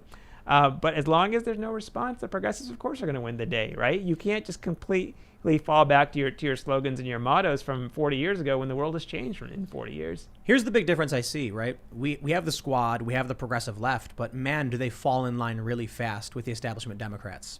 The Republicans hate the Republican Party. I love pulling up these polls, but we go to Civics, and you can take a look at their polling. It's like Democrat Party sentiment. And it's 60% of people are I think they're viewed unfavorably, but 40% view them favorably. Among Democrat voters, it's 80% favor the Democratic Party. Among Republicans, favorability for the Republican Party, it's 50-something%, because Republicans don't like the Republican Party. I think that right there from that polling shows that they're ready to make a big movement, right? A big change, that we're going to see a bunch of right populists primary a bunch of Republicans and then change. We'll see. There's been a lot of talk about that. I think that the the energy is out there to do that. What is lacking is probably the organization. So something that's been really interesting, and again, this was in my Examiner article I reported, was that there are some Republican politicians now who are saying they will not take tech money. Like if a tech lobbyist or a PAC, wants to throw them a fundraiser or give them money, they will not take it. The Heritage Foundation, which is the most establishment, voice on the right, recently said they will no longer take any more tech money. Now, does that mean that the Heritage Foundation is completely going with the populace against the establishment? I don't think so. Policy-wise, they haven't changed that much. But it does tell me that there's a sea change in thinking among their constituency and among the party about their relationship to corporate America, to where they actually said there's actually one corporate sector, at least, that they're not going to be taking money from anymore. That's a huge change from what the Heritage Foundation would have been saying 10 years ago. So I think there's a lot of this base sentiment on the Republican right that a lot of their politicians have not been standing up for their people, have not been standing up for their bases. It just needs to be organized, right? A lot of what people like me on the left were doing years ago in terms of organizing and changing the way that the parties kind of address these issues and tackle them needs to happen on the right. And I think, honestly, a lot of the people who've been controlling the policy arena on the right are just very, they're very narrow band of people. A lot of them work for Ronald Reagan or in that administration, right? I think when a new generation of people takes over, they may be thinking a little bit differently, and I think you're starting to see that when you look at races like Joe Kent's out in Washington State, where he's running a primary, or J.D. Vance running in Ohio. I think that these people see the Republican Party's relationship to governance very differently. They think that the Republican Party needs to be defending the interests of the base first and foremost, including by using state action if necessary, rather than adhering to a sense of principles or certain tenets about limited role of government, irregardless of what's happening to the base or the constituencies of the voters. Yeah, why is it that Bernie Sanders folds so quick though, right? And I don't mean him specifically. I just mean we look at 2016. You got Bernie and you got Trump, the insurgent candidates. Trump said, "Excuse me, no," kicks the door in, says, "I refuse," and takes over. Bernie says, "I'll say whatever you want, Hillary." And then the progressives come in and they're like, "Yeah, whatever the establishment wants." Yay, the funny thing is, as effectively as somebody like a Hillary Clinton red-baited Bernie Sanders in 2016 campaign cycle and so on and so forth, I do think that Bernie is fundamentally a team player, right? Like, he's someone who has certain policy priorities that he works for day and night, and he feels like if he can move the ball a little bit on them, he's willing to work with just about anyone. That's always been kind of the way that he's addressed his relationship to the Democratic Party, even though he's an independent. And I think it was highly predictable, given the way that he operated in Congress in the 1990s. I mean, let's remember, when Newt Gingrich was running Congress, the member of Congress who passed the most amendments was Bernie Sanders, right? Bernie and Newt are diametrically opposed from each other in many ways. And of course, the Republicans were holding Congress, but Bernie Sanders was very, very good at working with House Republicans even and getting their votes on amendments where he felt like maybe they agree with him on some corporate welfare issues or some individual liberty issues. And I think that, Bernie, despite, maybe he's not that great at telling this story about himself on the campaign trail, but I think within Congress, people realize that he's actually a fairly pragmatic figure. He's not really the revolutionary that I think he often was portrayed in his campaigns, or some of his base or his really tough fans really think he is. So yeah, actually, I think it was the world's socialist website called Bernie Sanders a nationalist capitalist, and they were like, he is not a socialist, he does not support us, he is a nationalist who is for closed borders and border barriers, and he is a capitalist who wants business to make money. He's just somewhat more left. That was funny. But here's the issue I take. Like, you say these stories about Bernie Sanders, I'm like, yeah, well, that's why I liked him. Past tense. And then when he basically, got on his knee and kissed Hillary Clinton's pinky ring, I'm like, this guy's got no principles. I don't care what he's fighting for. He could have absolutely said, "I'm not going to endorse her. Sorry, have a nice day." And that's it. But instead, he was like, whatever the machine needs of me. And now what is he doing? I mean, this is a guy who in the 2016 cycles, in 2015, said that open borders is a Koch brothers proposal to exploit these workers and things like that. And then come 2020, the 2019 primaries and all that stuff. He's talking about open borders and free medical care for non-citizens and stuff. He totally flipped on all his positions. That's what I see when I see like the squad. AOC, man, I remember as soon as she got elected, all of a sudden her stance on Palestine and Israel started shifting. Activists started getting really angry, like, what's going on? Why is she walking this back? She needs to, because she didn't know what she was talking about, right? So they get in and they just say, "Tell me where the line is and I will toe it." Look, I think part of this is that, we think about these members of Congress as like what they're doing in Congress with legislation, hearings, briefings, investigations, so on and so forth. But I think this newer breed of members of Congress, and there's people on the right who are this way as well. I think they see a lot of their constituency the same way as like an Instagram influencer or like a celebrity sees their constituency, right? Like, as long as they're making a lot of progress in terms of the retweets, the likes, the shares, the subscribers, they're raising a heck of a lot of money. I think AOC is one of the best fundraisers in Congress because of all our small donor base and her support. I think they see themselves as achieving some level of success, right? And maybe they will even achieve long-term political success in their careers by doing it. But it isn't necessarily the most effective or the best way to move things in Congress. I mean, I'll give you an example. I think that, Rashida Tlaib or Ilhan Omar, they get in a lot of hot water talking about Israel and the Middle East. But what exactly have they accomplished on those issues? Like, I can't think of them. They aren't any of the authors of any of the primary legislation on Middle East human rights issues. That's Betty McCollum or some other members of Congress. When there was a recent outbreak of fighting between Israel and Gaza, it was John Ossoff, who was a very kind of low-key senator from Georgia who organized the letter calling for a ceasefire. It wasn't Ilhan Omar or Rashida Tlaib. Sometimes being the more like outspoken, Twitter punchy type person, maybe it'll get you your applause, your fan base, and make you a little bit of a celebrity. But it isn't necessarily the way to actually move things in Congress and actually carve out, some progress. And I think, I mean, to be fair to them, I do think that they have sometimes unrealistic expectations put on them. I mean, they're freshman members of Congress, so they're like, some of them have been there for 2 terms now. Normally, when you're in that position, you're not going to be that effective just because of how the House operates. Now, the Senate's very different. You can be very effective as a first-term senator, or very, very impactful. But the House is a little bit different. So some of the expectations are maybe a little unfair on them, but also at the same time, I think of them more as influencers and I think of them as lawmakers because that's mostly what they do. I think I'll refer to this as the AOC phenomenon. How is it that she is such an effective fundraiser? The way I describe it is imagine you have 100 cities and in those cities, 40% are Republican, 42% are Democrat, and then you've got a mishmash of Libertarian and Green Party and unaffiliated, whatever. Well, I think those numbers are probably unfair because it's like thirds is probably independent voters. But the point is, ignoring that, let's say that out of each city, 1% is Democratic Socialist pro AOC. Now, if you're in that city and you're trying to fundraise, you're not going to make any money because you're like, you got one person who can donate to you. But what if you could tap into the power of the internet? And now you have every major city across the country. Those in each and every city where there's just one person who believes what you believe, all of a sudden now through the internet, they're connected to you and funneling money to you. And now all of a sudden AOC is raising money outside of her district. And it's a new phenomenon. They talk about the squad members getting, I think most of their donations came from outside, like the substantial amount, like 97% or whatever, came not from their own districts. So what they're doing is they're taking the fringe of each and every city. They're online, speaking up, sending money to AOC. AOC is not, I would say she's popular in the sense that all of those people are loud now. But if we were to, if this was before the internet era, she would not be considered popular, I'd imagine, right? You'd have. It's interesting because an equivalent figure, if you go back to like the pre-social media era, would maybe be like Dennis Kucinich, right? Like Kucinich was probably the most left-wing member of Congress. He was a Democratic congressman from Ohio. He ran for president a couple times with basically the Bernie platform. Didn't really get anywhere. But it's exactly that. Like Kucinich's power base was his actual district in Cleveland, in Ohio, or like in Cleveland area, Ohio.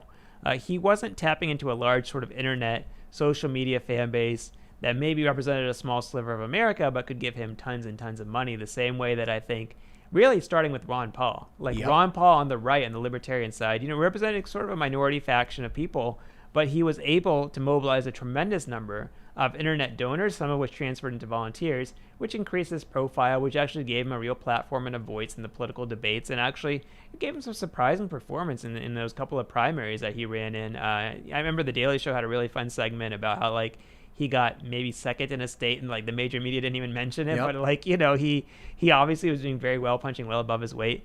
Ron Paul started that, and I think Bernie Sanders continued it. And now you have people who I would argue are much less impactful than someone like a Bernie Sanders, which is the squad, who've carved out their social media niches. And I think they provide them with enough money to basically fend off any kind of challenger within their district, which would only come from within their party because they're all very Democratic-leaning districts. But that simply isn't the way that you actually change things in Congress.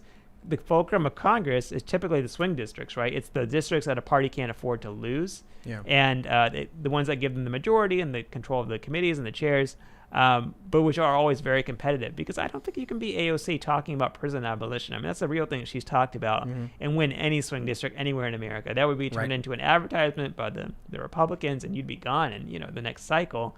But you can, sitting in a district that, I don't know if her district is like D plus 30 or 40 or something. D plus 30. Yeah, it's pretty up there. You can say basically anything you want, right? It'd be very hard for anyone to defeat her. Incumbents very rarely lose any kind of primary challenge, and particularly in that kind of left wing of a district. I mean, Nancy Pelosi said you could take this glass of water, put a D on it, and it would win in AOC's or my district. They know it.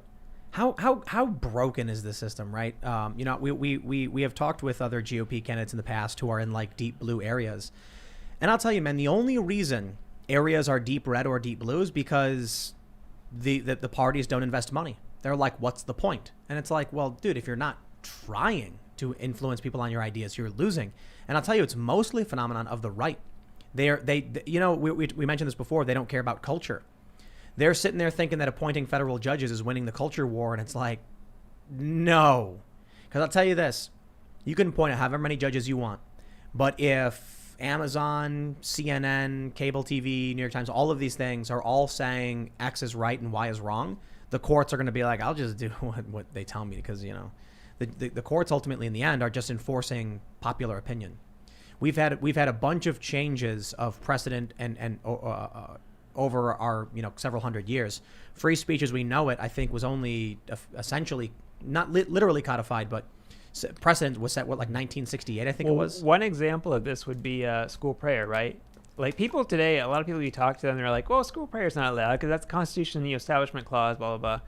School prayer was in schools until like the 1950s or something, right? Yeah. The courts were defending it. It wasn't a matter of just like the Constitution being rewritten. It was just that the culture's perception of whether or not it's appropriate changed, right? Yep. And that was much more important than having a particular judge on a particular court.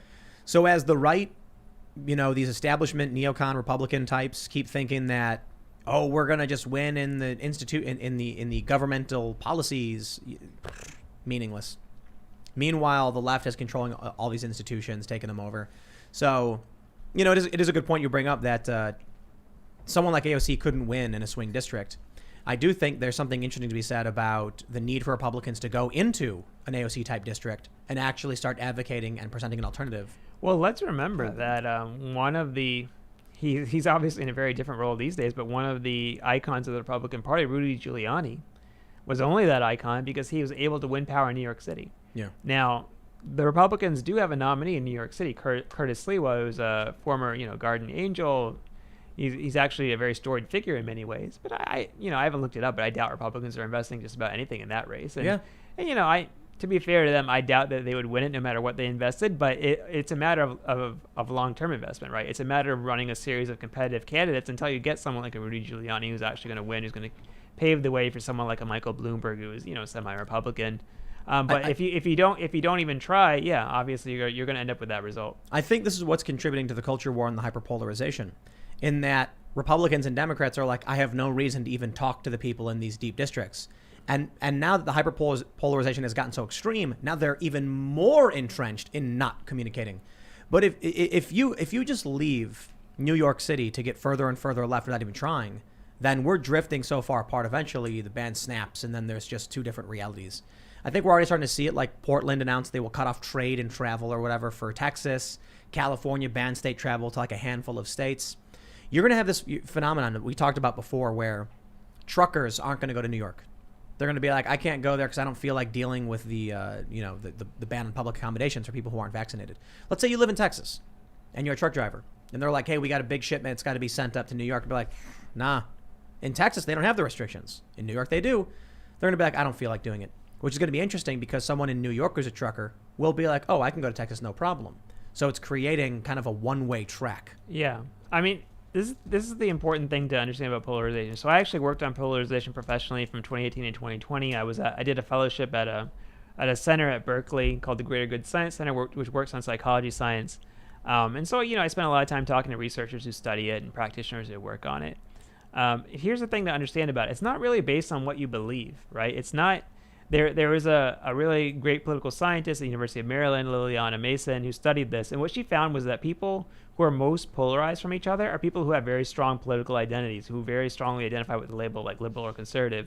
In fact, they are even more polarized from each other than people who disagree more on like an issue like guns or abortion or something, meaning you can be all the way to the left, but if you don't identify very strongly as a leftist or a liberal, it's not a core part of your personal identity, you probably aren't going to be as angry or resentful or contemptuous of people who are all the way on the right. Versus even if you're somewhat in the middle, but you're like very strongly identifying yourself as a Democrat and you conceive of yourself as that way, you can be much, much more polarized against someone, even someone who like agrees with you on most of the issues, but who has the opposite political identity. So I think it's really about making that political identity first and foremost, and then just not interacting very much with people with other identities. Because here's the reality. I grew up in the Deep South as a very left-leaning person. Particularly at that point, I was very left-leaning compared to everyone around me. But, you know, all of my friends were Republicans. A lot of them hunted. You know, you go to Waffle House, you see someone with a Confederate flag T-shirt sitting next to someone with an MLK T-shirt. Like, that was the South growing up in the 1990s. There was so much mixing and integrating and like, old-fashioned diversity of, like, people would look at you funny if you were like, yeah, I don't want to have any friends who are Republicans. They'd think you were some kind of freak or something, right? Like, but the Facebookification of the United States, where everyone has their kind of curtailed personality and very strong identity established through exclusively, in some cases, politics, has made it much easier for people to silo each other, to segregate from each other, and again, to elevate this part of your identity versus all other parts of your identity. You know, it's not your hobbies, it ain't your career, it's not your religion, it's not your family life. It's, in this house, we believe X, Y, Z. You know, you see those signs around Northern Virginia. You know, you see. I don't know why they're putting those signs up. Do I care what you believe? I don't really want to give someone a political litmus test upon meeting them, but that's what these people really conceive of themselves as. So it's tribalism. I mean, and I'll tell you, I think it's look, Republicans, I think for the most part are spineless, feckless, and aren't fighting for anything. I have very little to say about a party that's not doing much. They're not coming out and demanding the Department of Gun Services and a repealing of the NFA and a gun in the hand of every child. You know, as much as I would jokingly be like, yeah, by all means. They're not doing that. The Democrats are absolutely steamrolling, pushing, advocating very, very hard for doing these things. And then when I call out the media for lying, what happens? I mean, look at Matt Taibbi. I'm sure you get it. Glenn Greenwald gets it. You're all right-wing now. You're all right-wing grifters simply for saying, hey, media, that wasn't true. I think part of it is that when somebody has a very strong identity, they view it as an identity threat to see someone disagree with them, right? And I think one way to resolve... you must be the other. Yeah, exactly. One way to resolve that threat is to simplify the world and just say, oh, that person's in the other category. It's called, what is it called? In-group homogeneity, out-group homogeneity bias, right? Where you think that everyone who disagrees with you basically has one set of narrow beliefs that all of which you hate and disagree with, right? And so, yeah, I think it would be absurd if someone were to look at my resume and to really honestly read my writing and think that, you know, I'm a staunch right-winger or something. They'll say it. If I went down to my state house in Virginia or something and told them what I believe on criminal justice, they'd probably think I was like a lunatic communist or something, like, you know. But if I go on Twitter and I say something that like 60% of Americans agree with, you know, people will reply saying I'm Rudy Giuliani or I'm a fascist, blah, blah, blah. And it's just like, what are you talking about? It's like, it's an alternate reality, right? My favorite is the Satanic Temple. They're suing over the abortion bill in Texas. And so I just tweeted, I was like, so one of the tenets of the Satanic Temple is that your body is inviolable. It is yours and no one can, you know, mess with it or whatever. And I'm like, all right, like, what's your thoughts on the New York vaccine mandate? Because I agree with you completely. And I'm pro-choice. I've always been pro-choice. I have wonderful arguments with pro-lifers, and there's a sort of a libertarian impasse we come to. And we go into great detail explaining this 50 billion times. I don't know if I can do it again. But when I post something like, you know, my body, my choice, I get these tribal leftists on Twitter who will say, yeah, but when it comes to Texas, you pro-lifers. And I'm like, I'm not pro-life. Mm-hmm. And they're like, well, you're grifting then. And then I'm like, I'm grifting to whom? The left, who is in favor of the vax mandates by me complaining about them, or the right, who's pro-life and me saying I'm pro-choice? Who am I grifting to? You know, it's really funny. I think the people who tell you that, they always assume that you are captive to somebody else. They never assume that, like, let's say if someone who's very right-wing decided to have a conversation with you, that maybe you might convince them, right? Like, it actually does work both ways, but they assume it only goes one way. Exactly. So something I've often said is politics flows in one direction. If there is a photo of me with a far-left Antifa guy, they'll accuse the Antifa guy of being right-wing. Because but like me, like I'm fairly independent, centrist, moderate, with some left-leaning policies, some right-leaning policies. But if I'm standing next to someone on the right, they'll say, aha, that proves that Tim's far right. If I stand with someone on the left, I'm like, whoa, I didn't realize that Antifa guy was actually far right. Because it only can go in one direction. There's no circumstance in which you take a right-wing individual, have him hang out and crack beers with leftists, and they claim the right-winger is a left-winger. Which is wild, because I think that, a lot of the recent American history shows that, it's called intergroup contact or contact hypothesis, which is basically when people hang out with each other, you break down barriers between each other. So this is, for the most part, been a huge win for the left over the past 50 or 60 years of American history, right? There's been much less racial prejudice, much less religious and gender prejudice as a result of people basically just mixing it up with each other. Like that was, you can talk about all different ways, techniques, strategies to make this happen, but ultimately it was people mixing up with each other. It was integrating, right? Yep. People just getting to know each other, being friends, has made America one of the most tolerant places like on planet Earth. And like in human history, generally it's worked out very well for left-wing goals, I would say. Absolutely, I agree. Let's go to Super Chats. If you haven't already, smash the like button, subscribe to the channel, share the show, and become a member at timcast.com, because we're going to have a members-only segment coming up after the show. You'll not want to miss them. They're always so much fun because you swear a whole lot. But you know what I'm going to do? I saw a Super Chat, which is more recent. Usually I go back to the beginning, but we're going to read this one just because there's 2 points that need to be said. JJ says, Tim, your argument against ivermectin because horses are large shows how little you have actually researched the subject. Please do some journalism and actually research the subject. JJ, you saying this shows how little you've actually watched my commentary on ivermectin and other medicine, because I've done a tremendous amount of research. In fact, I would argue more than many commentators. And my argument is not that there's something wrong with it because horses are large. Clearly, you have not heard the plethora of videos I've made about this. What I've been saying is, first, when it comes to, the first thing I'll say is, here's the challenge in doing these shows. If I break down, if I do a 15-minute segment explaining my entire thought process so you can understand a subject matter, people complain, Tim, you talk about that too much. We get it. The issue is if I don't, I get super chats like this where they're like, you have no idea what you're talking about. So I can choose to do a 20-minute explainer on the morals and ethics of a particular issue and the news behind it, or I can just be like, here's a quick summary, moving on. But then people complain because they don't actually watch my videos. They hear one thing. So let me just break this down really, really quickly for you guys. People are ingesting full tubes of horse paste, not in mass numbers, not shutting down hospitals, and there have been calls to poison center places about this. Don't do that. Don't take the horse paste. And I'll tell you why. It's not because horses are large. It's because humans have different quality product grading than animals do. And there's also issues like horses can tolerate certain substances humans can't, or dogs can't tolerate certain substances humans can. I can't give you a full list of all of the chemicals and break down the formulation for you. That's why it's important you go to a doctor, ask them, and make sure that if you are prescribed any medication, you go to a pharmacist to get that actual medication. But I'll tell you, it's this simple. The FDA says the formulation for animal-grade ivermectin contains things that have not been graded for humans. A horse liver may be able to process certain things that you can't. Did you know that cats can drink salt water? You can't. You will lose your mind, dehydrate yourself, and die. You wouldn't then be like, well, if the cat can drink it, I can drink it, even if it's in small amounts. No, it's not true. You're totally different. When the FDA approves something, they'll be like, okay, it can't have these things in it because humans don't react with it properly and they'll get sick. No, but horses? That won't bother them at all because they have a different digestive tract and a different liver. And cows have multiple stomachs. That's the issue. That's why don't eat horse paste in any amount and go to a doctor and find one who's knowledgeable about all this stuff and knows more than I do. And putting it simply, there are studies that are conflicted on ivermectin. Some say it's good, some say it's not. There's data from countries saying it's good. There's some other information saying it's studies that are like, no, it's actually inconclusive and these studies are wrong, or it's a spurious correlation. I can't tell you what is true because there's no definitive statement. There's competing narratives in a culture war. So the only thing I can say is you make the decision that's right for you. Talk to someone you trust, professionals when it comes to medical decisions, and that's the breakdown of that tweet. That being said, let's go back to the beginning and read some of these super chats. All right, let's see.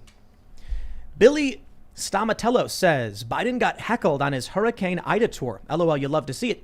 Shout out to the 201 sending love to the tri-state and the rest of the country. Hey, thanks for the super chat.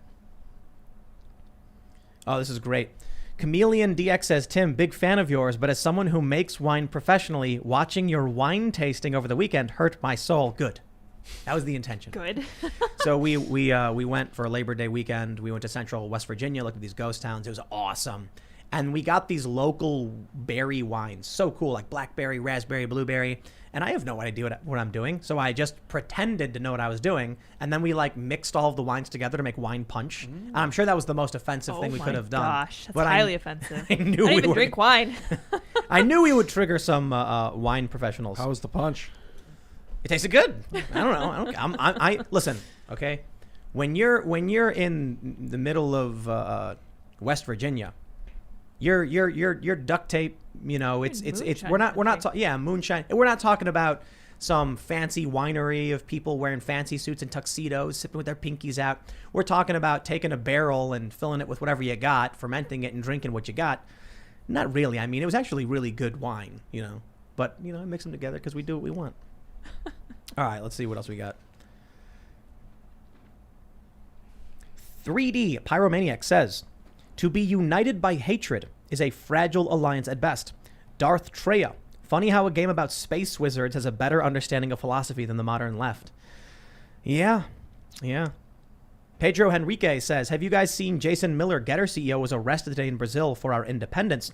Bolsonaro is going through the same pressure Trump did. He was detained for questioning. Did you guys see this? No. This is brutal. Mm-hmm. Did you hear about it? Yeah, I heard about it. I think Glenn was tweeting about it too. The craziest thing about it is Jason Miller, former senior advisor to Trump, he's about to leave. He's getting on his plane, or he was about to get on his plane. They detain him and questioned him for 3 hours. And your go-to figures on Twitter were cheering for it. And I'm like, yo, are we really at the point where citizens of this country are cheering for a foreign government detaining an American citizen who is leaving?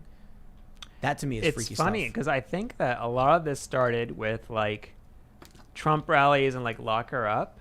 And now I feel like lock her up is like a universal thing. Like there are always Democrats hoping that a range of Republicans like get expelled from Congress and or arrested, which is a weird thing in a pluralistic democratic society for people to be asking for or wanting. I mean, obviously there are public officials who actually commit crimes and like it happens every now and then, but like this is all politically motivated. It's like pretty obvious, right? So I think it does not bode well for us. We had John Podesta, you know, according to Boston Globe, was arguing for the West Coast to secede from the Union in the event of a Trump victory. You've got states saying we can't travel to these states anymore. You've got conflicting policies. Some states, you know, Oregon sued the federal government over when Trump was trying to stop the riots. Like the fracturing in this country is just getting absolutely worse. And I'll tell you, if there was a collapse happening, you wouldn't see it because you're in it. You know, slow motion breakdown. You're standing in the middle of the forest surrounded by trees and you're like, what forest? Where? All I see is trees. And that's the issue right now. But I tell you, if I'm right, and I think we have absolutely been on this trajectory towards collapse or civil conflict or something, in 50 to 100 years, they'll be like, oh, this whole period was the breakdown of the American empire and all that stuff. All right. This sounds very weird, so I'm going to read it. Oh, good. Josh, oh my gosh, says, hey, Ian, what if parallel universes are a mechanism for a higher dimensional womb using the cumulative experiences of every sentient living creature in every universe to make a baby that knows everything when born? Mic drop. Yeah, I think we're in a black hole and that your thoughts are causing matter to come in from the outside of the black hole. So it looks like it's expanding, but matter is actually just coming in from the outside. I think you beat him. Might be onto something, Josh. Yeah. All right. Cat Purple says, journalism used to be a blue-collar job. Then the elites took it over, and then it became a leap propaganda. Simple. Leap propaganda? Was it ever a blue-collar? Yeah, I think Tybee actually writes about this, which is that back in the day, it was sort of just like something if you were just kind of like, you know, you were kind of like second or third tier at your school or college, and you needed a job. And because there were so many local newspapers back then, right, before there was so much consolidation, so a lot of people who entered journalism, I think, were kind of people who were not at the top of their business or law school, or they weren't cut out for medicine, so on and so forth. It wasn't really seen as an elite trade until very recently, or something that was all that prestigious, I guess, at least when you're talking about your run-of-the-mill journalist. So I think there's a lot of truth to that, although I don't know exactly, like I don't have a figure or something of what the average journalist was like 50 years ago versus now. But yeah, it definitely, the nature and prestige of the trade has changed a lot. Well, I have seen Anchorman. And if it's anything like that, it was bad. Yeah. It's just like that, I'm sure. Kado Osta says, Tim, do you think fathers have any rights over unborn children? Like if you got your girlfriend pregnant, didn't tell you and got an abortion, would you be upset? If society make men responsible for impregnation, it would only be fair they get some rights. This is very interesting, and I think the answer is yes. I don't think it's equal. I will also add that, we were talking on the show last week, and people were saying that the Texas abortion law has exemptions for rape and incest. It doesn't. Yeah, it doesn't. And I've read a couple different articles saying there is no exemption. In that case, that law is a bad law. It is tough, though. It is still very difficult to parse this out morally, though. There is a medical exemption, but no exemption for rape. And that tends to be the main focal point of the argument I'm seeing for many on the left that are advocating for the right at any point to abortion, specifically rape. And I'm like, yeah, the state saying that somebody was forced by someone else, and then that person is the one who took the action to impregnate the woman.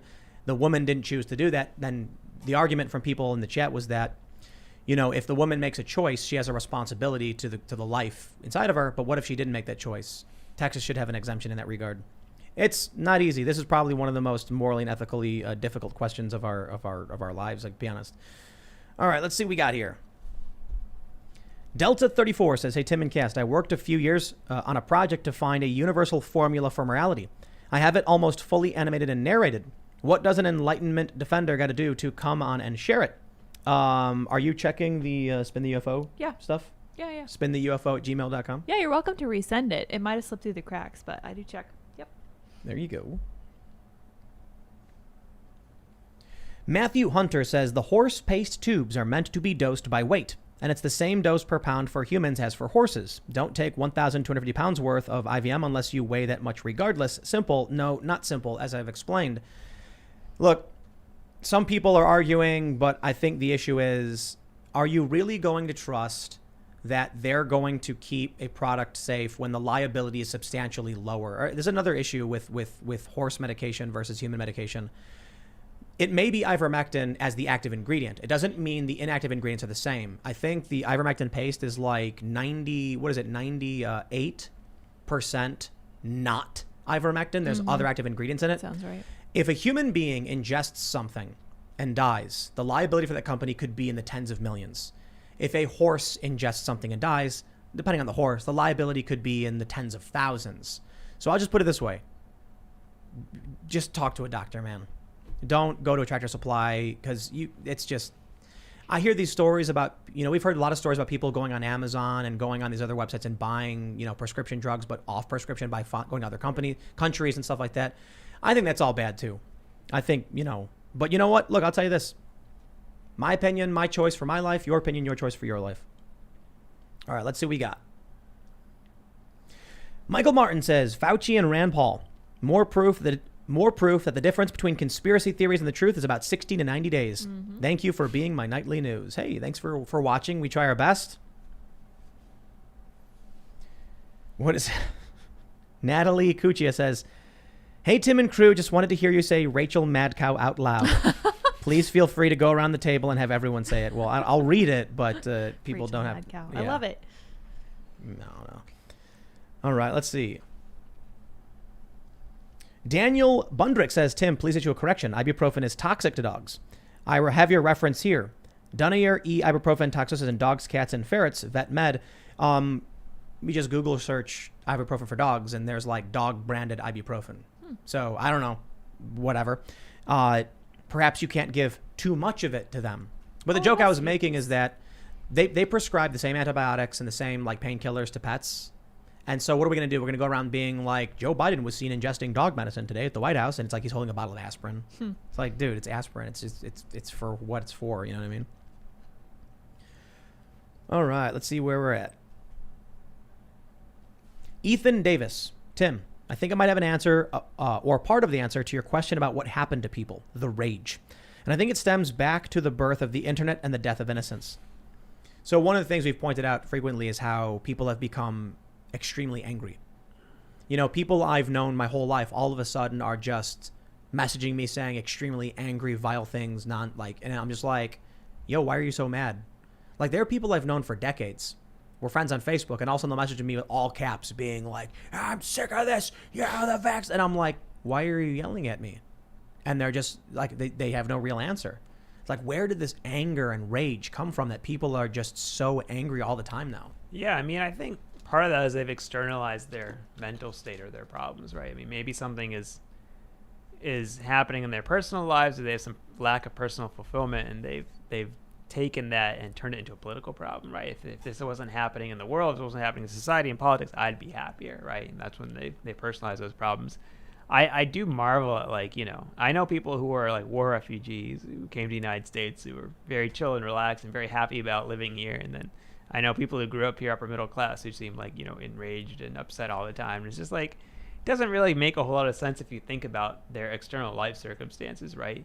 But it makes a lot of sense if you think about this as a failure for them to like establish like an internal locus of control and actually recognize their personal problems as personal problems. And like, it doesn't mean you shouldn't care about the world or engage with it, but like, if you find yourself being personally enraged and being antisocial towards your friends or your colleagues, then there is something that you need to work on personally before you fix the rest of the world. So yeah, I think there's a couple of things at play. People have no purpose in their lives. When we were in West Virginia, they have these things called hotspots. They're basically just like miniature casinos. So we were bored. It's late, and I'm like, I don't want to sit in. It's Sunday night or whatever on Labor Day. Let's go to these little hotspots. We drove like 10 miles. We go to this place, and it's a little hole-in-the-wall lounge. They've got, I think, 7 slot machines, and each machine has like a different, you can play games. They're all full. There were like 2 machines open, so we played. I ended up winning a ton of money. It was awesome. I turned $60 into $400. But the point is, people who are there just gambling. And I'm like, that's kind of sad. Like that's and they're all over the place. After we left that hotspot, we went to another one. Same thing, 7 or 8 slot machines, people just sitting around gambling. And I'm just like, they have no purpose. There's nothing to do. Their work is done. They're sitting at home. They're bored. They want to go out. So they just go to the slot machine and start, pulling the lever.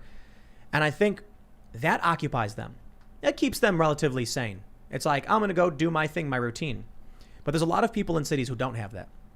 So now that they're home from work, they have their bills paid. They have no purpose. So they find Black Lives Matter. They find Antifa. They get angry.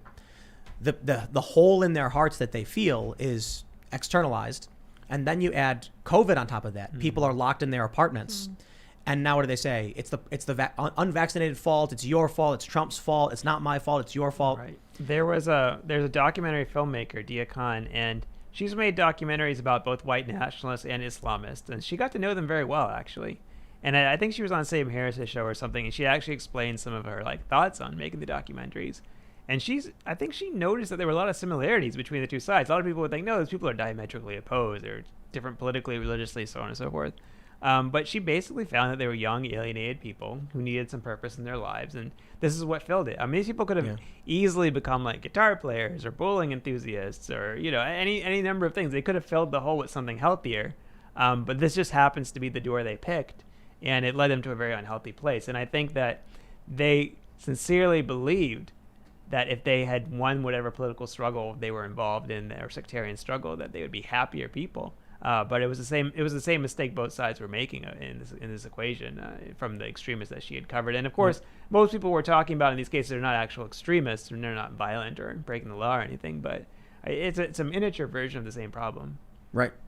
I think that's probably where a lot of it comes from, because under Trump things were pretty good. Maybe one of the components is that with 2019 being so good, I heard from so many people about how they made so much money, and then 2020 was just so awful. And you know what? Maybe people starting to realize that this year, with everything that's getting bad, a lot of the anger is coming from their decision to vote for Joe Biden. I mean, look at Sam Harris saying he's eating his words. So they go through this they go through 2020. They blame Trump for everything. It's your fault. Everything was so good. It's your fault. Now it's 2021, and Biden's in charge, and it's still bad. And now a lot of them are maybe having this cognitive dissonance of maybe it was the pandemic, and maybe voting for Biden is not going to change anything, and there's no way to solve it, so they blame everyone else. All right, JDA says the journalistic exodus to Substack is not the only one. In the past few months, the top writers for DC and Marvel have moved to Substack also. What remains at DC Marvel is the worst of the woke. Wow. We saw Shang-Chi. Yeah. Oh, how was it? I liked it. You didn't like it? I thought it was okay.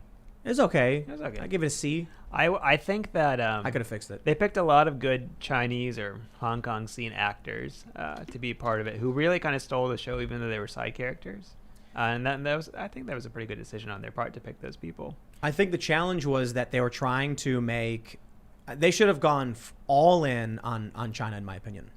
Instead, they tried adding some like American stuff to it to make it so like Americans could relate to it. I guess nah. It should have been.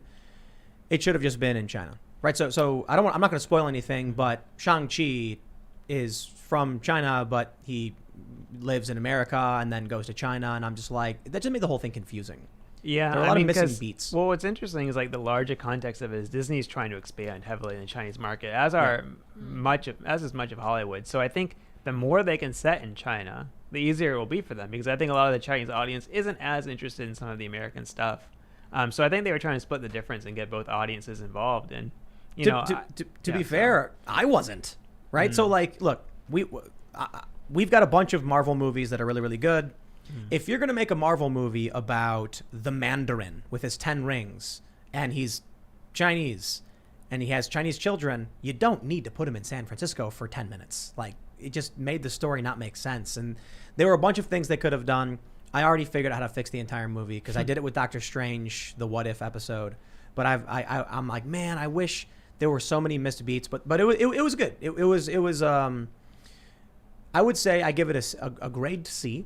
Meaning, I enjoyed going out and watching it. Had fun, hanging out in the theater. It was enjoyable. And what's the actor's name? Sima? I don't remember. I don't know. He was really good. He was really, really good. And the guy who plays that, I thought they both did really, really great. I think everybody did a great job. But I'll tell you this. I can always tell you my ultimate rating is not a thumb up or a thumbs down. It's would I watch the movie again? And I would say for the movie Doctor Strange from 2016, I watched that movie on loop. I love that movie so much.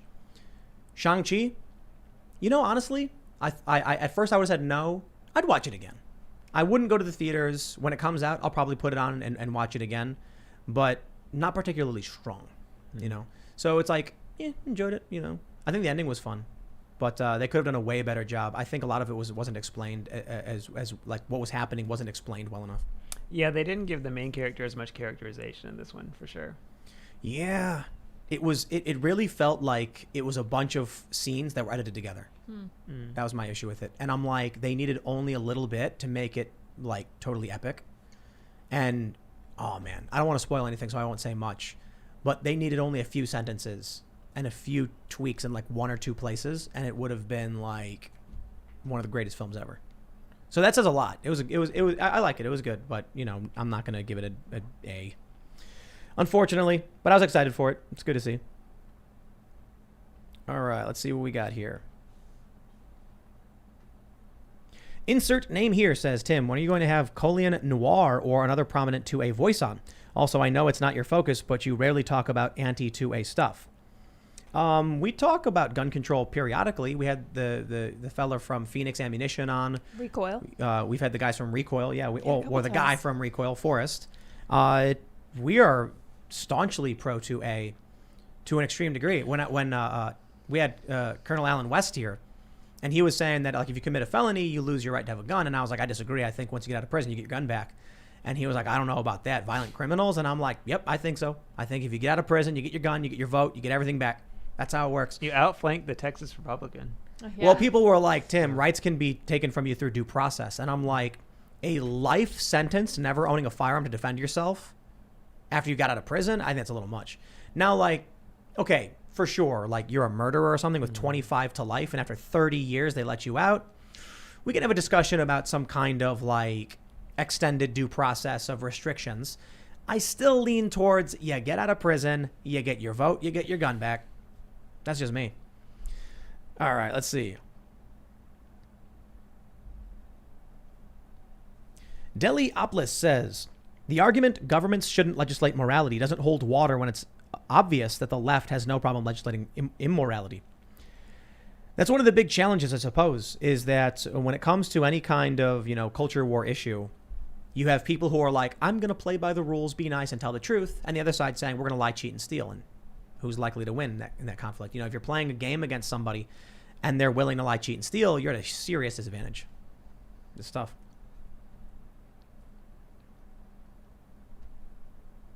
All right, let's see. Wicked Karma 1776 says I'm completely wrong about ivermectin, saying look at ivermectin meta study, peer reviewed, 63 studies, 21,000 patients. So I did, and we talked to Dr. Chris Martinson about that. And the issue was there's a bunch of reports from like universities and medical journals saying that, you know, a lot of those studies were done wrong. The methodology was bad. And so all I'm saying is this. I'm not going to trust someone simply because someone else says, like, I know person A is lying. It doesn't mean person B is telling the truth. So my ultimate position is it's the media's lying about it across the board with the horse paste thing. The media's lying about, you know, Joe Rogan, and they're putting out these headlines to manipulate you. I can't tell you about efficacy because there's conflicting studies. Even with this one big, you know, meta analysis, there's a bunch of researchers saying that's not correct. So I'm gonna leave it to you guys to go talk to a doctor, make sure there's someone you trust. And look, man, there are people in the culture war, I don't care which side they're on, who are gonna believe things and tell you things, and you're gonna have to navigate this world. But ultimately, I try to be careful of people who are trying to win some kind of, you know, cultural issue when it comes to my personal health decisions. By all means, I think the right tends to be more publishing the truth in media, not always, and the left tends to be publishing lies and manipulations. I mean, the establishment left. That doesn't mean I'm just going to blindly trust anybody. And if I don't have definitive data in front of me, even if I want to believe something, I'm not going to make a move on it. Sorry. It's up to you to talk to somebody who's got the expertise and everything. And by all means, tell me I'm wrong. That's fine.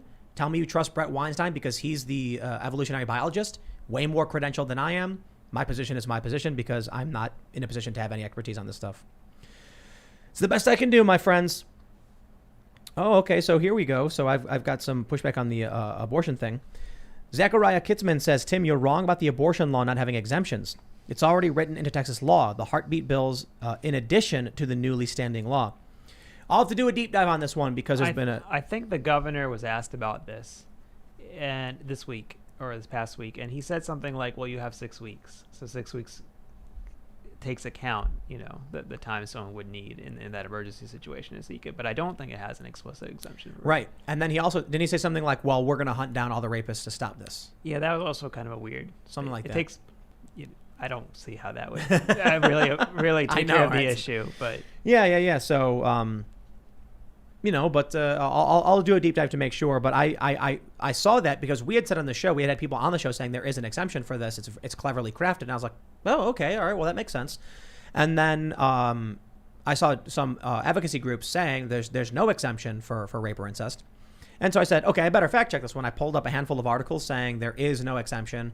And I was like, oh, okay, well, I guess I was wrong about that. But I could be wrong about being wrong about that. So I'll just actually dig into the law and pull it up as I should have done in the first place. Well, there you go. All right, let's see. Oh, someone mentions that there is the day after pill that victims can take. Oh, yeah. Someone is asking me for Joe Rogan's phone number. It's the weirdest thing when people we get a lot of people who come through here email and they'll be like, yeah. Oh, and by the way, can you call Joe for me? And I'm like, no, I can't. What are you that's bro. You know, a funny story though. Once I was at a Boost Mobile. This is like 15 years ago. Oh man, this is like 16 years. No, it's like 15 years ago.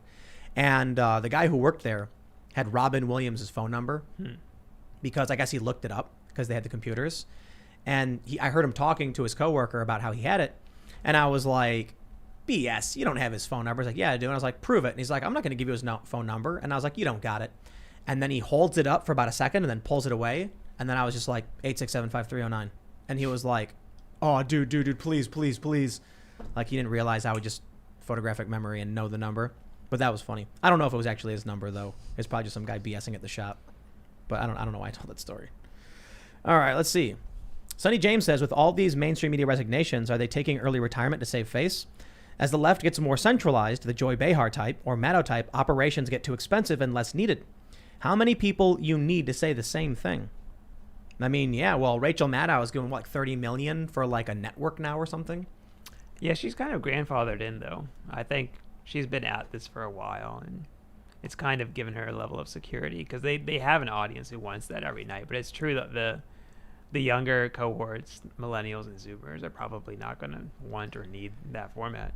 Oh yeah, it's So people like to point out that the key demo ratings are abysmal for CNN and MSNBC.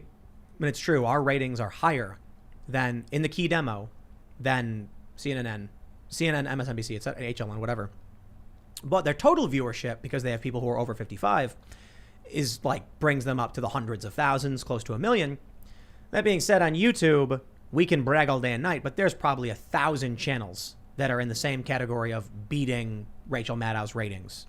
So it's not to say that we're doing that well. We're like probably, I mean, actually the Timcast IRL is apparently a top iTunes podcast now consistently, which is great news.